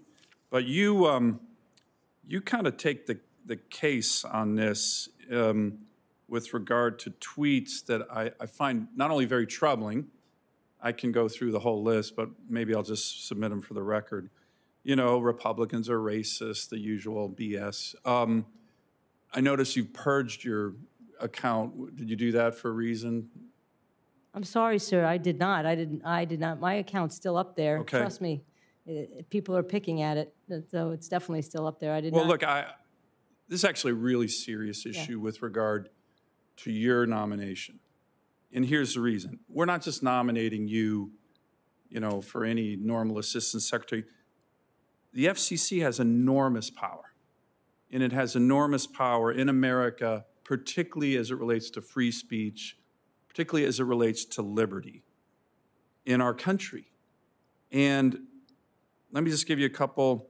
Fox News has had the most negative impact on our democracy. It is state-sponsored propaganda. That's one of your tweets, one of your many tweets. So how is Fox News state-sponsored propaganda? And is MSNBC state-sponsored propaganda too? Remember, this goes directly to the power you're going to have. This is not some kind of random tweet. Millions of Americans watch that news station. I happen to.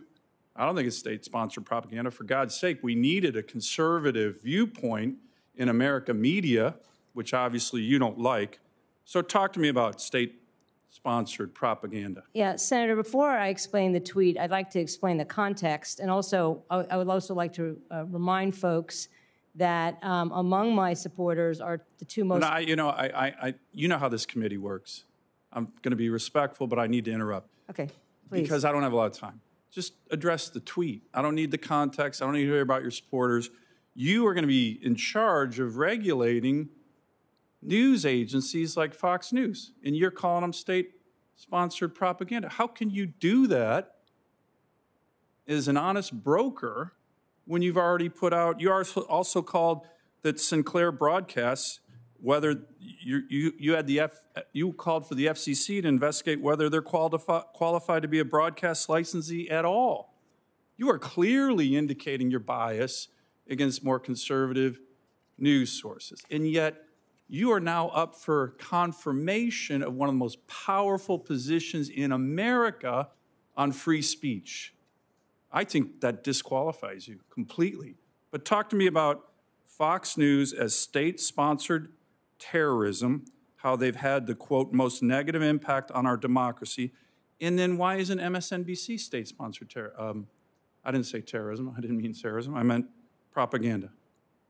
Yeah, Senator, I was tweeting during a hearing on Section 230, and where the point was being made that big tech companies were, the most harmful to our democracy.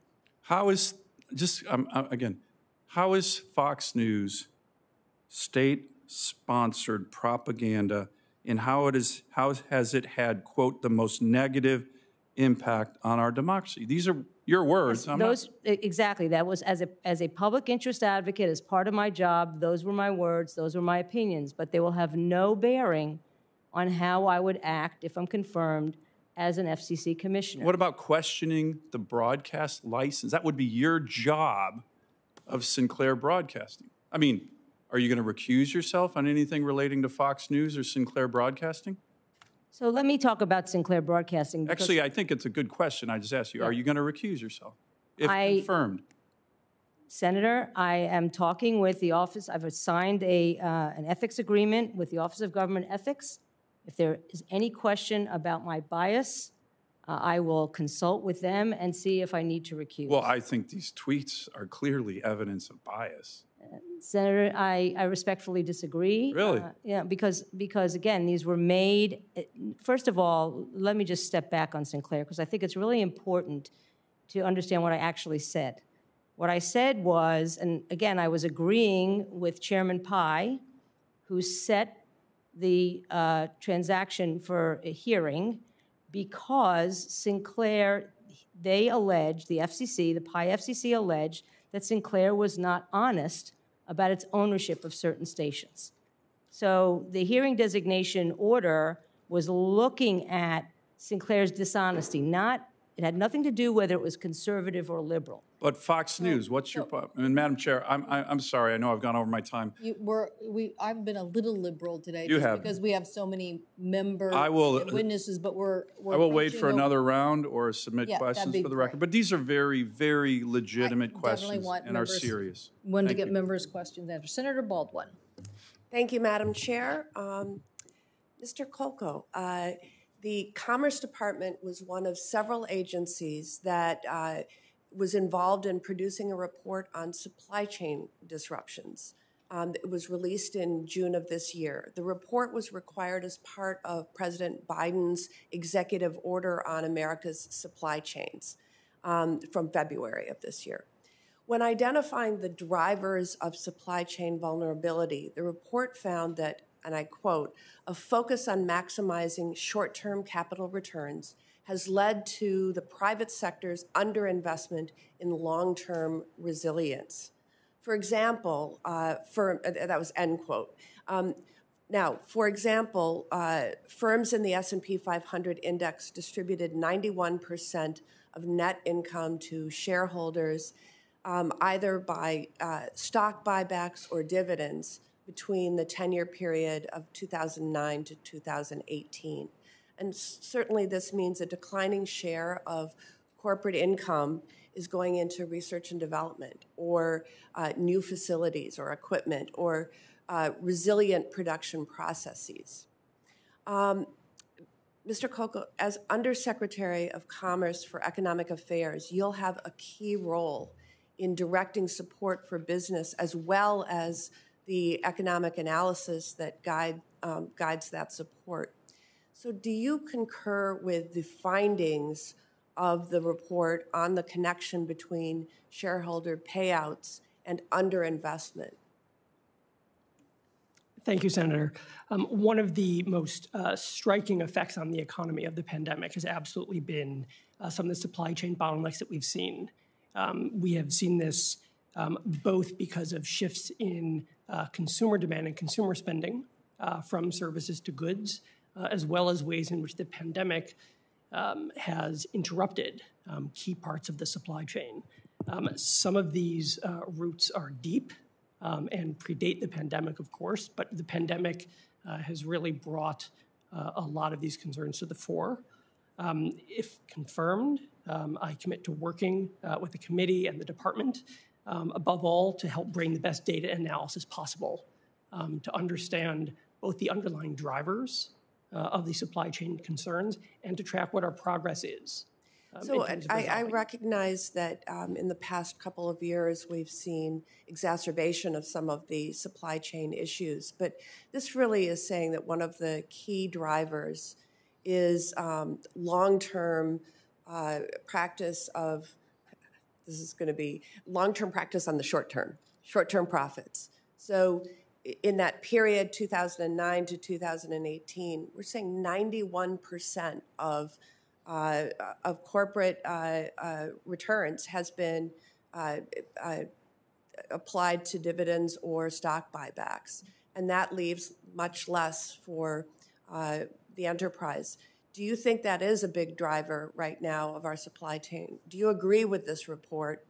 And if so, given that the Commerce Department has identified a clear link here between supply chain vulnerability and the focus on short-term returns, how would you support addressing that?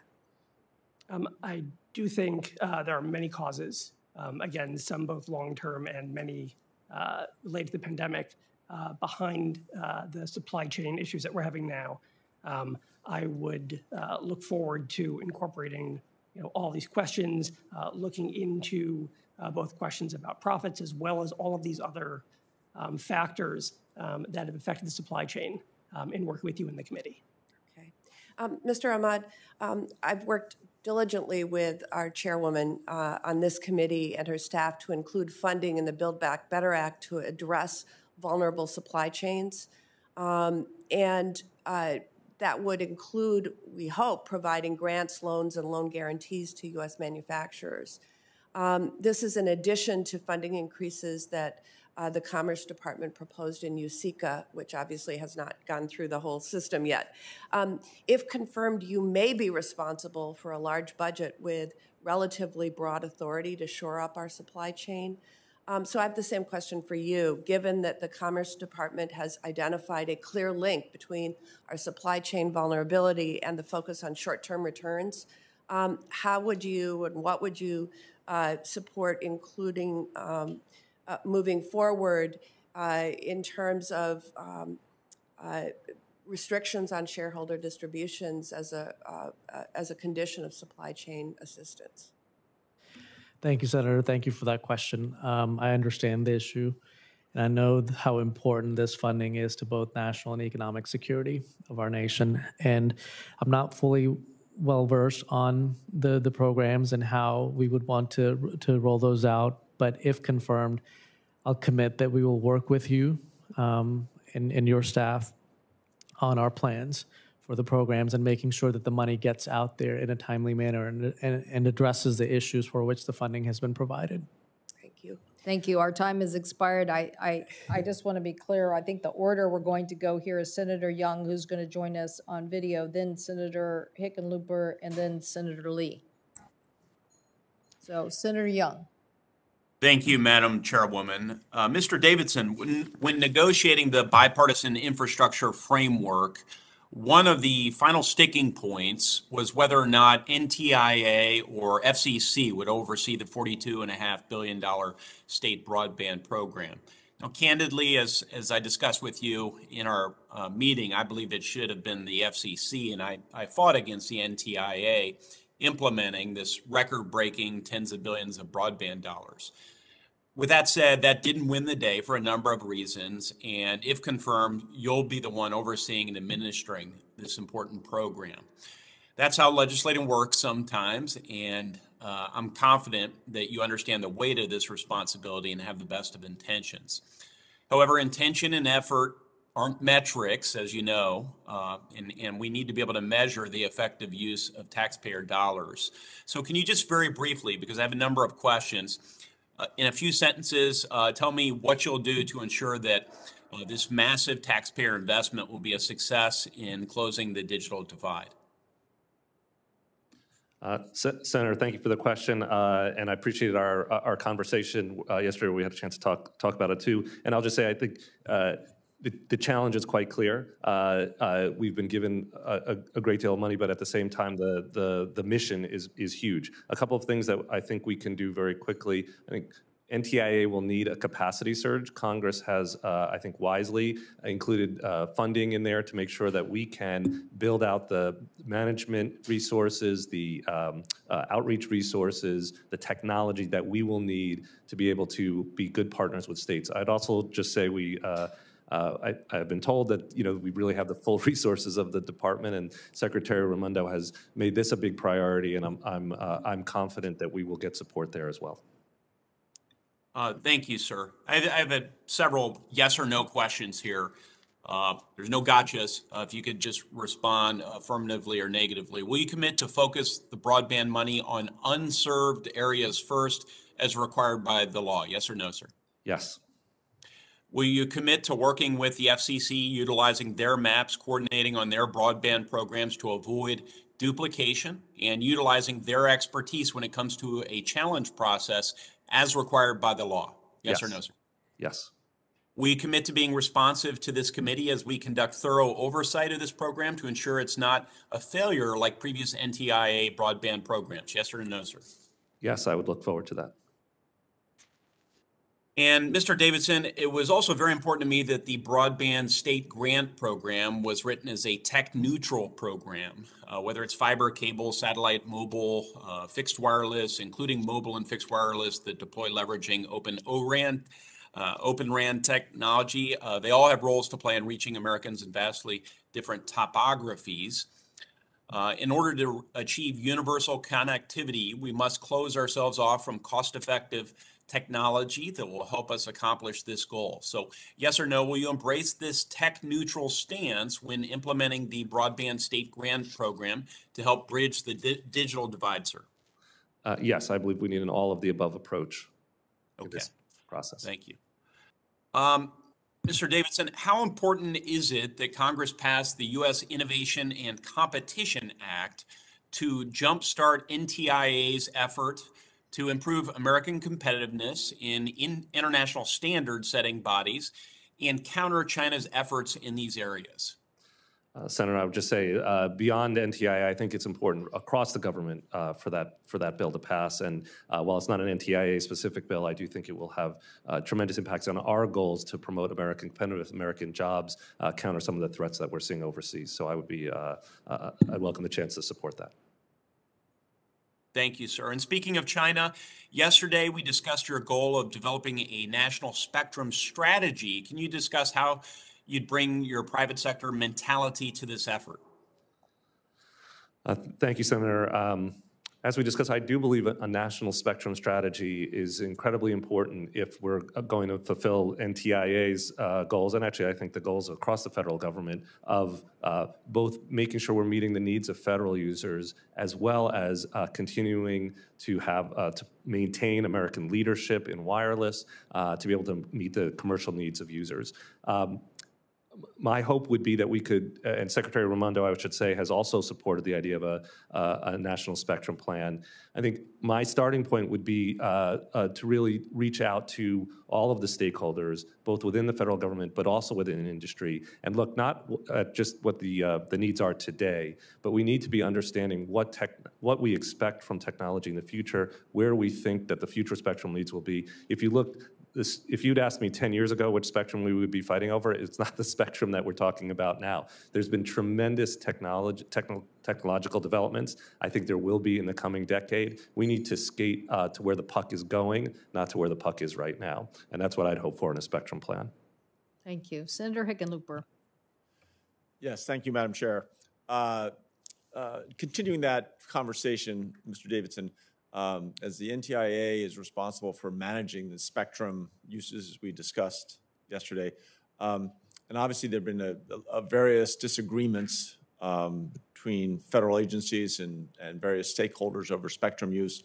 The GAO suggests that the NTIA and FCC update the 2003 Memorandum of Understanding regarding spectrum coordination.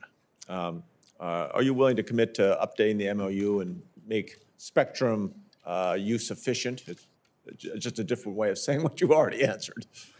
Yes, I would. And I was encouraged to see that Chairwoman Rosenworsel spoke positively of that as well in her hearing. Absolutely. And as you know, and we discussed, Colorado's home to NTIA's Institute of Telecommunications Sciences. And as 5G networks are expanding and new open RAN and 6G technologies are already in development and in some cases underway, how do we utilize, or how will you utilize ITS to advance the maturity of the next generation technologies? I think there's two really important elements to this. One is I I think my hope would be to pursue an evidence-based approach to how we think about spectrum and the questions about spectrum uses and conflicts over spectrum uses. ITS has a key role to play there. I think, as I was saying before about the National Spectrum Plan, we also need to be thinking about future uses and where technology is headed, and that's a second place that I think ITS can be a real leader for us. So I think it's an extremely important resource for the country. Absolutely, and I'm very hard to sometimes see that puck and how fast it's moving, but you're exactly right. We've got to get out ahead of it. Ms. Sohn, the Universal Service Fund, the contribution factor has climbed due to the rather serious shrinking of the contribution base.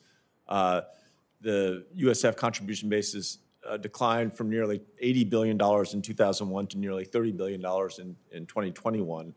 And I think USF really remains the key for expanding communication service at acceptable speeds to all Americans.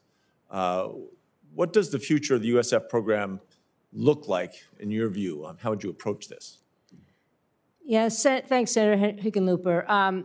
So the good news is, and at the risk of repeating myself, is that the broadband, the bipartisan infrastructure bill addresses this by requiring the FCC to do a study 30 days after the signing of the bill on the impact of the $65 billion on universal service, and then come back within 9 months with recommendations for how to proceed. I agree with you 100% that the universal service contribution mechanism is broken, that universal service is important, but I also think it's critically important to make sure we know what the impact of all this money is on the fund before we decide what the solution should be.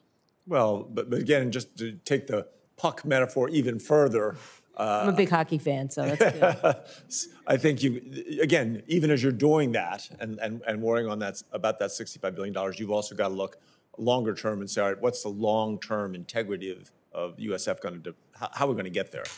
Yeah, look, I think that reforming the contribution mechanism is critical. Right. And whether it's Congress who does it or FCC who does it, I'm quite agnostic, but it needs to be taken care of, and I think all options should be on the table. Great, perfect. Mr. Kolko, the global supply chains obviously devastated by COVID-19 and the pandemic. The recovery is in fits and starts, clearly ongoing. The Office of Economic Affairs publishes key data on economic trends across various sectors affected by the supply chain interruptions. If you're confirmed, how do you position the Office of Economic Affairs to accelerate that supply chain recovery?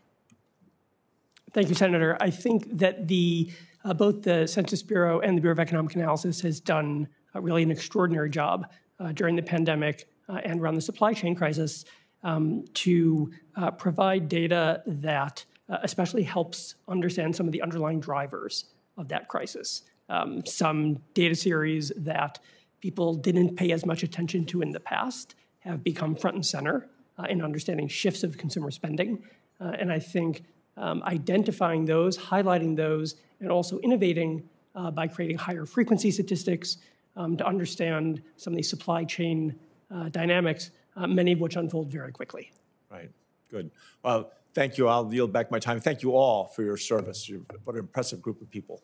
Thank you. Senator Lee, then followed by Senator Rosen, who's remote, and then Senator Capito and Senator Lujan. Thank you, Madam Chair. Ms. Sohn, I'd like to start with you, if that's all right. Should net neutrality requirements include, or should the FCC generally regulate the rates charged for broadband services? No, sir. Okay. And what about minimum or basic tier broadband plans, like those included in the infrastructure bill, required by the infrastructure bill? Should the FCC require these affordable basic tier plans? I know of no proposal to do so, and it's in the infrastructure bill, so I don't think it would come before the FCC. Yeah. To determine the basic tier plans required by the infrastructure bill, you would have to look at price in order to figure that out. And it's not possible to support a price threshold in a minimum tier broadband plan and then simultaneously say that you're not for broadband rate regulation. That is, in fact, what that is, isn't it? Well, is there a distinction that I'm missing between those? And if so, what is the distinction? Yeah, I'd have to think more about that. This obviously is something that the FCC would not decide. This is more in Mr. Davidson's wheelhouse.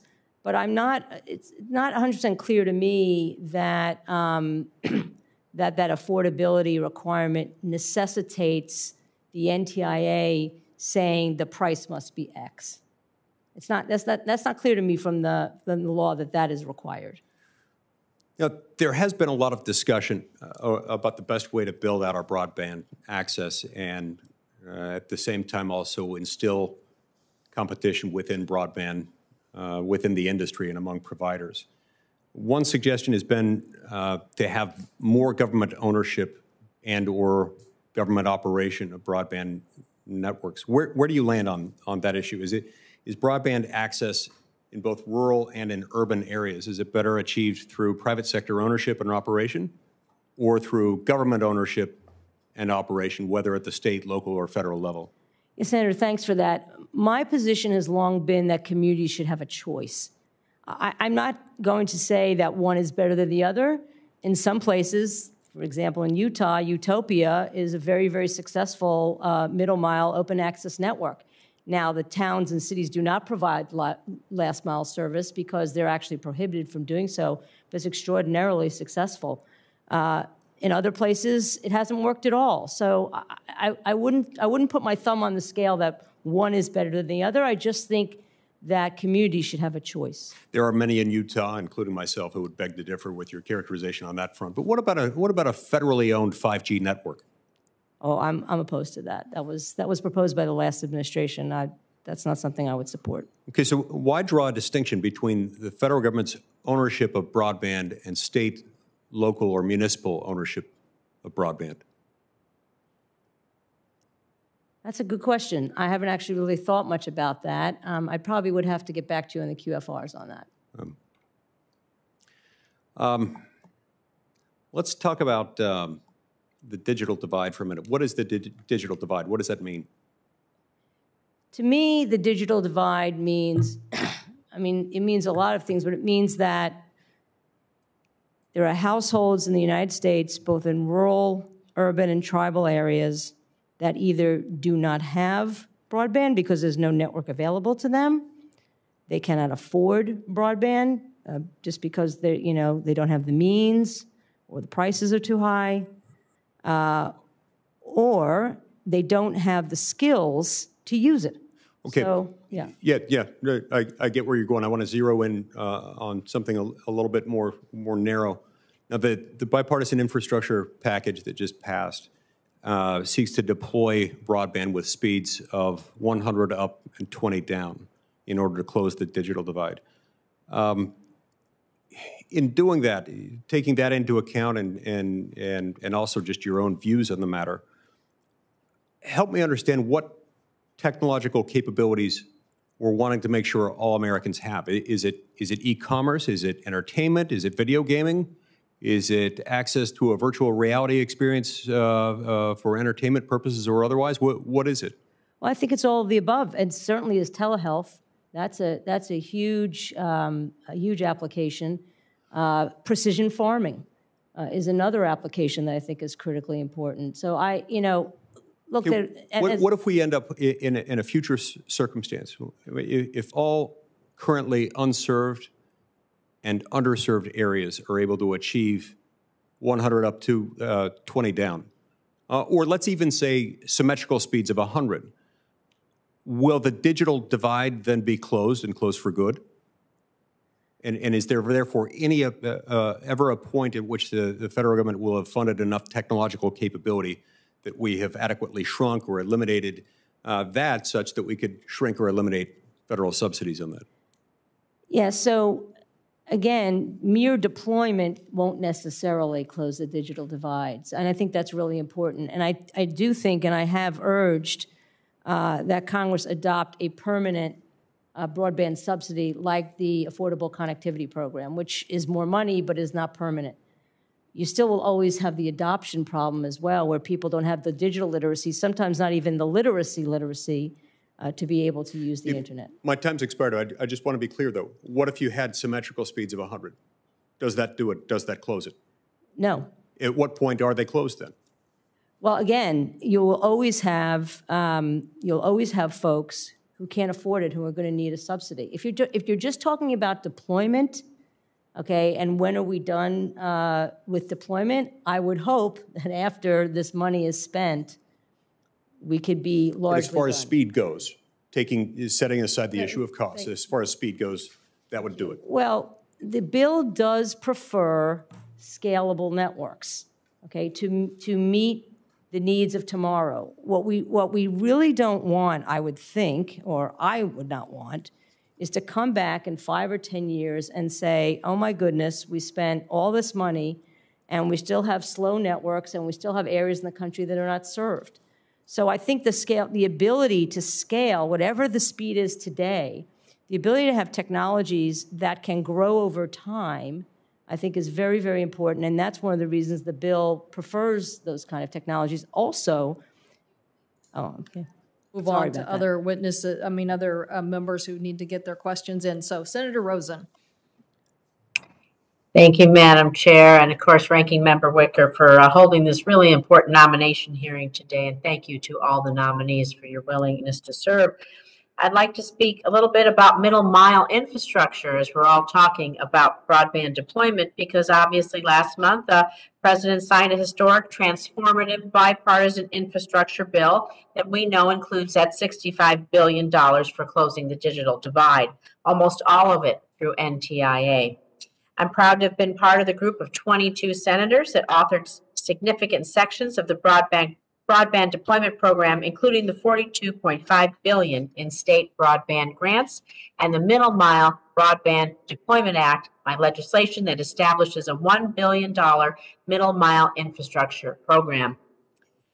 As a former computer scientist, Mr. Davidson, you understand the internet architecture and the importance of middle mile infrastructure as a crucial piece in connecting internet service providers to the backbone. Our service providers in Nevada have very few options to connect to the backbone, resulting in higher fees than areas in the coast, for sure, and where there's just more robust competition. So I'm sure you'd also agree that middle mile redundancy is important, not just from an economic perspective, but also from a public safety perspective.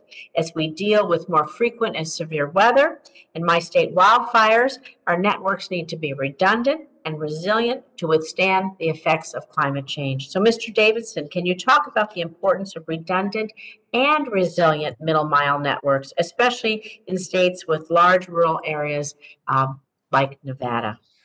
Well, thank you, Senator, for that question, and thank you for your leadership in all of this, and in particularly the broadband provisions in the bipartisan infrastructure package. I will say, as you rightly point out, middle mile networks are an extremely important part of the equation here. A lack of resilient, high capacity middle mile networks can be an Achilles heel, if you will, for underserved and unserved communities, and I know that's an issue in places like the state of Nevada with big rural communities that need to be served.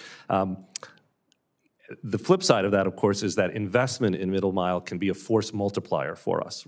It can make it easier to serve those communities. It can make it cheaper, and it can also help us with our resilience. And so I think this is a huge area where a little bit of federal investment can go quite a long way. Of course, we have a fund. It's not even just a little fund that have been put into the bipartisan bill. And I would just say, if confirmed, I would look forward to making that a priority. And I'd love to work with you in your office in thinking about how we can make the best use of those middle mile funds. Wonderful, thank you. And I'd like to move on to diversity in local broadcasting, because Ms. Son, my office has heard concerns about your past positions on a handful of issues, from local broadcasting to copyright protections. Although the FCC may not have significant jurisdiction over copyright laws, the Commission does have an important impact on broadcasting and media ownership. In Nevada and across the country, we deeply value our local broadcasters. They provide a tremendous service to our communities. We want to support these partners in public service, and that means ensuring they continue to become more diverse. So, Ms. Son, in your opening statement, you note that you value a diversity of voices in various platforms. Ensuring the public is hearing from diverse perspectives, regardless of how they are delivered. I understand concerns have been raised about your opposition to policies such as joint service agreements and shared service agreements, which allow stations to share facilities and employees and jointly sell advertising, which I understand can be critically important for minority-owned stations. So, Ms. Son, could you explain your position on this type of ownership and how these agreements may either help or hurt minority ownership in media? And as we think about local broadcasting, can you discuss your time at Locast and how you plan to balance some of your priorities from your time at a nonprofit with your new role? Sure. Thank you, Senator Rosen. Let me address first the JSA and sidecar position because, as many people know, I've been fighting for increased minority ownership of media for 30 years. I have the support of former acting chairwoman Mignon Clyburn and Byron Allen, who is the largest minority broadcaster. My position was misstated. I did not oppose joint service agreements or sidecar agreements. Tom Wheeler, who I worked for, proposed making sure that those agreements counted towards the media ownership rules. However, there is an exception to that attribution, and that is for diverse voices. So if somebody wants to have a sidecar agreement with a minority broadcaster, those stations are not counted. So there's actually an exemption for diverse voices, for minority voices.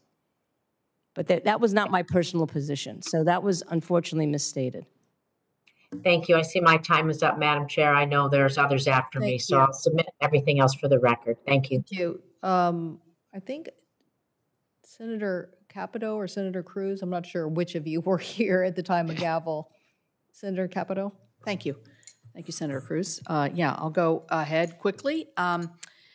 So, Mr. Davidson, thank you for the visit, and I don't want to repeat all of the questions that you can see what the concerns are very similar to things that we talked about.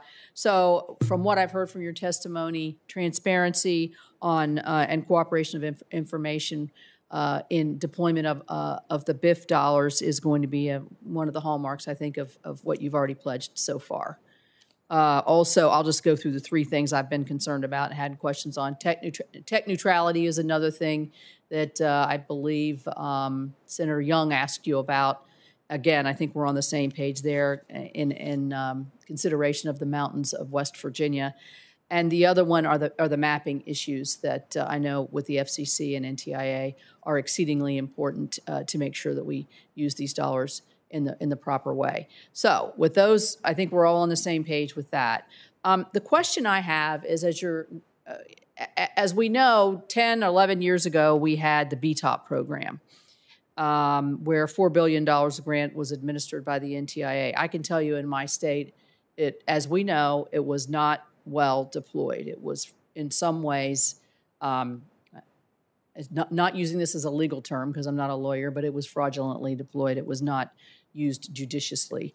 And we ended up with all kinds of patchwork and nothing to show, like Ms. Son was saying, where maybe we could say at the end of the day, everybody's got deployed. We thought maybe that's what was going to happen 10 years ago, and it didn't. So that, to me, is important in the accountability section. So how are you going to be working with the state agencies and the broadband councils?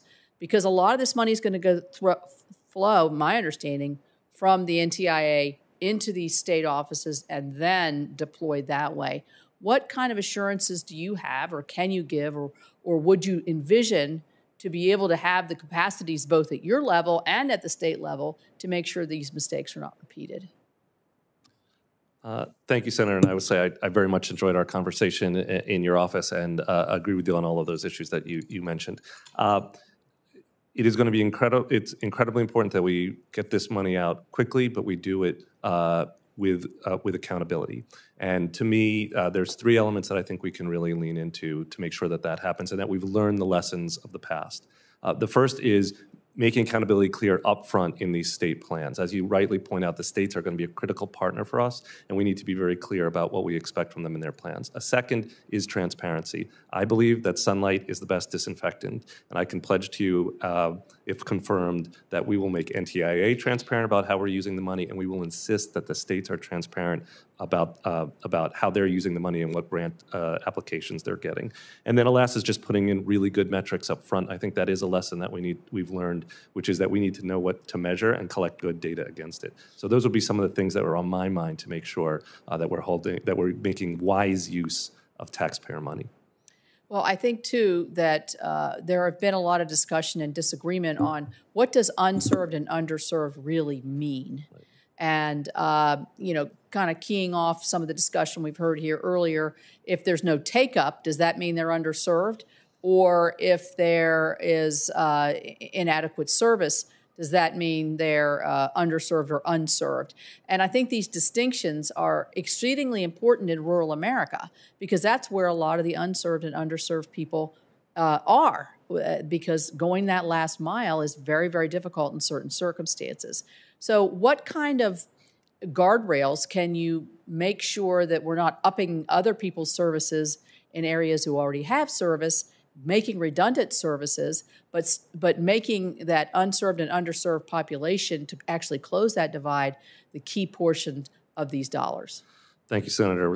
It's a great question, and to me, the starting point and any point really is the statute. The statute lays out the broadband provisions in the infrastructure bill lay out a very clear framework for how to think about this. There are clear definitions about how we're going to define unserved, and that there is a priority list, and we're going to start with the unserved. And that's, I can just say, if confirmed, I will be faithful to that framework. And I would look forward to working with you. I know you have long experience in this, the Capito Connect plan and beyond, and I'd welcome the chance to work with you in your office to make sure we're meeting those needs. Thank you. Thank you, Madam Chair. Senator Lujan, then Senator Cruz, and then Senator Tester. Thank you, Chair Cantwell. Mr. Davidson, with nearly $50 billion in funding set to be administered by the NTIA, your nomination is critical. And the only trouble I have with your nomination, again, is that it was not done 6 months ago. You and my wife both. I believe that at least 68 other senators, including myself, 69 members that voted for the bipartisan infrastructure bill. And in that infrastructure bill, what we said is that the money was going to go to NTIA. You're the nominee for that position. And I certainly hope that the other 68 senators that voted for the BIF will join me in swiftly voting to pass and confirm you on the Senate floor. Now, I'm going to cut straight to the root of the issue. Secretary Raimundo committed to me and to the public that this bipartisan infrastructure investment would connect every American household across the country, every single American, to quote the Secretary, to have access to high-speed, affordable broadband. So yes or no, will this program ensure that every one of my constituents in New Mexico have access to affordable, resilient, and high-speed broadband? Yes, that is absolutely the goal, and that's the mission, and that's what the work we are going to do. And Mr. Davidson, I'm going to hold you to that. And I want to make sure that you understand the full scope of what you agreed to. Now, New Mexico communities face unique and costly challenges to overcome. Several of my colleagues have talked about the landscapes. We celebrate our Rocky Mountains and beautiful vistas. We're a large state geographically. And out west, there's 2 hard-to-connect states, Alaska and New Mexico. And I very much appreciate your commitment to travel out to Alaska. I want to hear the same commitment to travel out to New Mexico, and especially to communities like Gadsden and Mesilla, Taos Pueblo. I was recently down in the southwestern part of our state in Catron County, out in Reserve. Catron County, which is larger than many states out east, has a population of between 3,500 and 5,000, depending on which census count you look at, and Reserve a population between 350 to 500 people. Many constituents out there, including the fire chief, they don't have broadband access, or their mobile phones don't work when they're out on a call. It's communities like that need to get connected. So can I get your commitment to travel out to New Mexico, and I hope spend a day or two out that way traveling our beautiful state? Senator, you can get my commitment. I'll defer to you on our exact itinerary, but I do believe that there's really no substitute for seeing firsthand the challenges on the ground. I appreciate that. And will you commit to working with me and my staff and to ensure that these programs connect the people of New Mexico? I welcome that opportunity. And Ms. Son, you've been an advocate for open and affordable and competitive communication networks for decades. For almost a year, the commission has been limited with just 4 out of 5 commissioners seated. Now, we can't wait any longer. We need a full functioning commission, especially with this important investment. For students, broadband isn't a luxury, it's a basic necessity. Helping our children succeed with broadband connectivity, whether they're distance learning or at home learning. Most of their homework is done online, and I very much support Commissioner Rosenworsel's efforts to close the homework gap. Stories where students are not able to connect and live out in areas where, heat stroke is part of being able to get your homework done, so you have to sit out in the sun all day, are unacceptable. What steps would you take at the FCC to close the homework gap? Senator Lujan, thanks for that question. I think the most important thing that the FCC could do at this juncture is to interpret the law to allow E-rate funds to be used in the home. The law says that the funds go to connectivity to the classroom, but the classroom is in the home. It's not just in one building. So I think that would be the number one thing that I would advocate for if I'm confirmed. I introduced a piece of legislation with Senator Lindsey Graham to expand E-rate support to Wi-Fi on school buses. Is that something you support? Yes. As a commissioner at the FCC, you've been asked this question a bit today. How would you support increasing diversity and media ownership, especially into communities of color where we see a lack, given some of the legislative initiatives and Supreme Court decisions recently that I think make it harder for diversity and media ownership to take place? Yes, Senator, that it is a knotty question. I actually went to the Supreme Court in support of minority preferences for broadcasters in the 90s, which unfortunately got reversed. I think expanding the broadcast incubator program beyond radio, I think that would be a really important way to goose minority ownership. The other thing that I might say is, the FCC is in the middle of its quadrennial, looking at its media ownership rules, and the circumstances surrounding its media ownership rules. I wonder if there might be new ways to encourage minority media ownership through that quadrennial. Appreciate that. Thank you, Madam Chair, and I yield back. Thank you. Thank you, Senator Cruz. Thank you, Madam Chair. There was a time a few decades ago when Democrats and liberals believed in free speech and defended free speech, defended the rights of people who they disagreed with to speak. Unfortunately, far too many of today's Democrats have abandoned any commitment to free speech. And we are seeing instead a confluence of liberals advocating for censoring anyone with whom they disagree, big tech eagerly taking up the mantle to censor those with whom they disagree, and government regulators having the power to facilitate, to encourage, or even force that censorship. Ms. Sohn, you and I had a good visit in my office. I appreciated your coming by. As I expressed in that meeting, I've got real concerns about your nomination. And my concerns are in the context of the growing calls of the left to have more and more censorship. The Federal Communications Commission has enormous power. It has power over broadcasters, and it is also, particularly under Democratic administrations, asserting power over big tech. When you were at the commission previously, you were a vocal proponent of the commission asserting power over big tech. In the public space, you have been unabashedly a person of the left. Now, that can be fine if that is combined with a commitment to free speech. In your opening statement, You said freedom of speech is the lifeblood of our American experience and has always been at the core of my work. And that commitment is important. It's actually something more and more rare on the left, and yet your record suggests a deep antipathy to those with different views. How would you comfort a conservative concerned about censorship when they see your nomination that you would not, if confirmed, use your power as a government regulator to censor more and to silence those with whom you disagree? Thank you, Senator Cruz, and I did enjoy our visit as well. I would say, look at my record. Look at the conservative cable channels that I worked with, for years to get them carriage on cable systems when those systems would not carry them. I have long worked with organizations and, again, companies with whom I vigorously disagree on their point of view.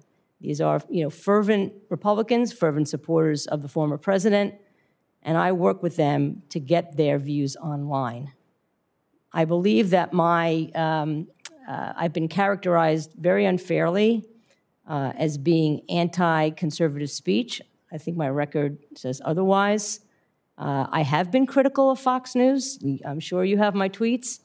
But that was in the context of a hearing where big tech was being blamed for misinformation, as they deserve, okay? And I'm not quite sure about your statement about me wanting to assert authority over big tech when I was at the FCC, because it's actually been the exact opposite, but we can talk about that. But Fox News, I have been critical because I don't think if you're going to look at misinformation, you have to look at the entire ecosystem, and frankly, not just at Fox News. I have also been critical of liberal stations as well. I'm not a huge fan of the big chyrons on cable news.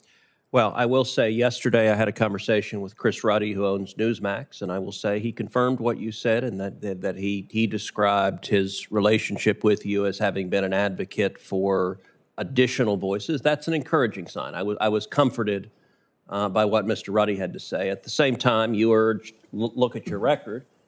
And indeed, you said that I had the Fox News tweets, and you're right, I at least have some of them. And I would note what your record says, November 6, 2020. So do you still want me to believe that social media is more dangerous to our democracy than Fox News? Another one about Fox News, I guess, old media can destroy democracy.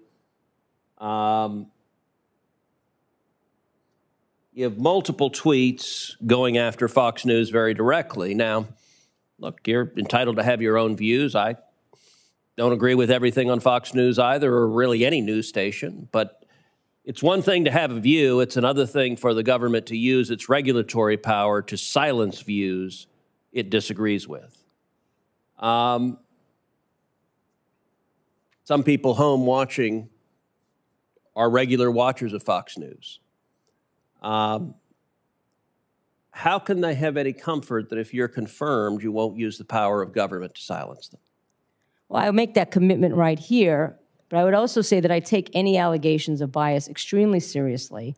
I've been working very closely with the Office of Government Ethics on an ethics agreement, which I've signed, and if there's any question about my bias, I will work with them to determine whether I need to not participate in a proceeding. But I do not believe I'm biased. All of those tweets, I believe, I can't read them all, were in the context of a comparison, usually a Section 230 hearing, between is big, it's not a comparison. I was making the comparison that if you were looking at just big tech, and again, I'm highly critical of them, you also have to look at the other voices in the ecosystem. I'll point to another tweet, which you said, which is the whole point of the hearing, to work the referees prior to the election so that misinformation, violence-inducing, and hate speech remain unmoderated. It's already worked on Twitter and Facebook over the past few months. Now, what is troubling about this is you are advocating for more censorship. You are advocating, and in fact, you're saying the quote, working the refs is one of the talking points that Democrats use today to say that anyone defending free speech is working the refs. Well, I guess I don't read it that way. Well, first of all, the tech platforms are under a different regime than the FCC does not have authority over big tech platforms. But under net neutrality, you're trying to assert more power. No, sir. In fact, I've actually been one of the biggest voices against the FCC asserting authority. When the former president tried to make the FCC interpret Section 230, I was extremely vocal that the FCC did not have authority. So you opposed the former president's efforts to protect free speech. No, that's I guess not. Doesn't give. So let me ask you this: Do you believe big tech should be censoring more or censoring less than they do right now? I don't have an opinion on that. I think they need to be more. They need to be more transparent about why they do what they do. I'm not pleased with their moderation either way because you have no idea why they're doing it. Okay, Senator Cruz, thank you so much. Senator Sinema. Thank you, Madam Chair, and thank you to our nominees for joining us today. You know, last month, President Biden signed into law the Bipartisan Infrastructure Investment and Jobs Act. I was proud to work with Senator Portman, the White House Chair Cantwell, and many colleagues on both sides of the aisle to pass this historic law that includes the largest investment ever in closing the digital divide. Our bipartisan infrastructure law invests $65 billion in broadband deployment, affordability for low-income families, digital inclusion, and programs for broadband expansion in rural tribal areas. Both the National Telecommunications and Information Administration and the FCC have important roles to implement and oversee the IIJA, and Arizonans expect the law to be implemented in a fair and expedient manner to benefit our communities. So my first question is for Mr. Davidson. NTIA is the primary federal agency charged with implementing and overseeing our country's largest ever investment in broadband deployment. How will you work with states to ensure that broadband deployment funding from the bipartisan infrastructure bill, over $40 billion, will be used in the most effective manner to close the digital divide for Arizona families? Senator, thank you so much for that question, and thank you for your leadership on the bipartisan infrastructure bill and getting this funding to close the digital divide.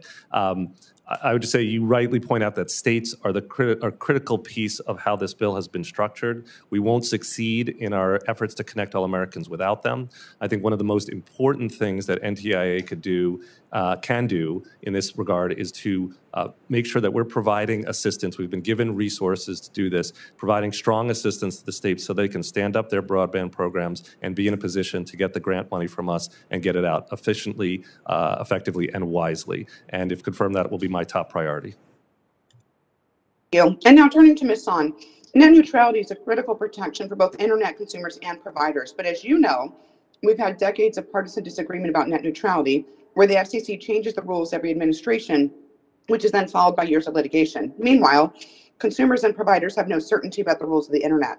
I believe the only way to permanently fix net neutrality is for Congress to pass a bipartisan bill that provides lasting net neutrality protections while ensuring there's opportunity for innovation in the internet. Do you support using Title II of the Telecommunications Act to pursue net neutrality, or should we allow Congress to act in this area? Thank you, Senator. I would much prefer if Congress settled the matter. I've been an advocate for net neutrality for 20 years, and I'm as tired of the ping pong game as anybody. However, until Congress acts, I think it's critical that consumers be protected and competition be promoted. So, if necessary, we cannot leave an essential service such as broadband without oversight. So if necessary, the FCC will have to go to Title II, I believe, just like Chairwoman Rosenworsel believes, if Congress doesn't act. But boy, would I really appreciate it if Congress did act. So if you prefer congressional action, which it sounds like we both do, how much time should the FCC give Congress to pass a bipartisan net neutrality law before they consider an alternative? Well, anything the FCC would do to implement Title II would take quite a bit of time to begin with. The FCC would have to start an entirely new proceeding. They'd have to take notice and comment. They probably would do months of meetings, if my experience is any indication. So, that proceeding is going to take at least a year. I would hope that Congress, I know Congress doesn't always move as quickly as all of us would like. So I would say, a year until that proceeding is concluded. But again, I'm very concerned that broadband, an essential service, has been without any oversight for the past 4 years, and there have been issues with that, regarding firefighters, regarding the ability of rural wireless providers to get access to pole attachments, to people being charged for modems that they own. So it's those kind of consumer protections and public safety protections that the FCC can't afford to leave unprotected.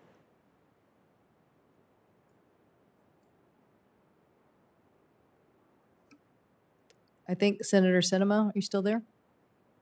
She may have finished. She may have been listening. Time is almost expired, so I'll leave with this last question. In 2015, the FCC chose to forbear the vast majority of Title II to broadband. In a paper last year, you recommended the incoming FCC forbear less. Do you still believe that's the best approach, and why? Yeah, Senator Sinema, as I said before, I've been debating net neutrality for 20 years, and my positions are always evolving because of changes in technology, how consumers use the internet, and business practices. So frankly, even what I might have said a year ago probably doesn't even apply anymore. And as I said before, and as Chairwoman Rosenworsel has said, she would have to start an entirely new proceeding. There'd be a new record. So regardless of what I might have said in an academic paper, if I'm confirmed and there's a new proceeding, I'd have to look at the totality of the record, confer with staff, confer with my colleagues, and confer with you and your colleagues on the dais. So, what I said in an academic paper, frankly, is just academic. All right. Thank you, Madam Chair.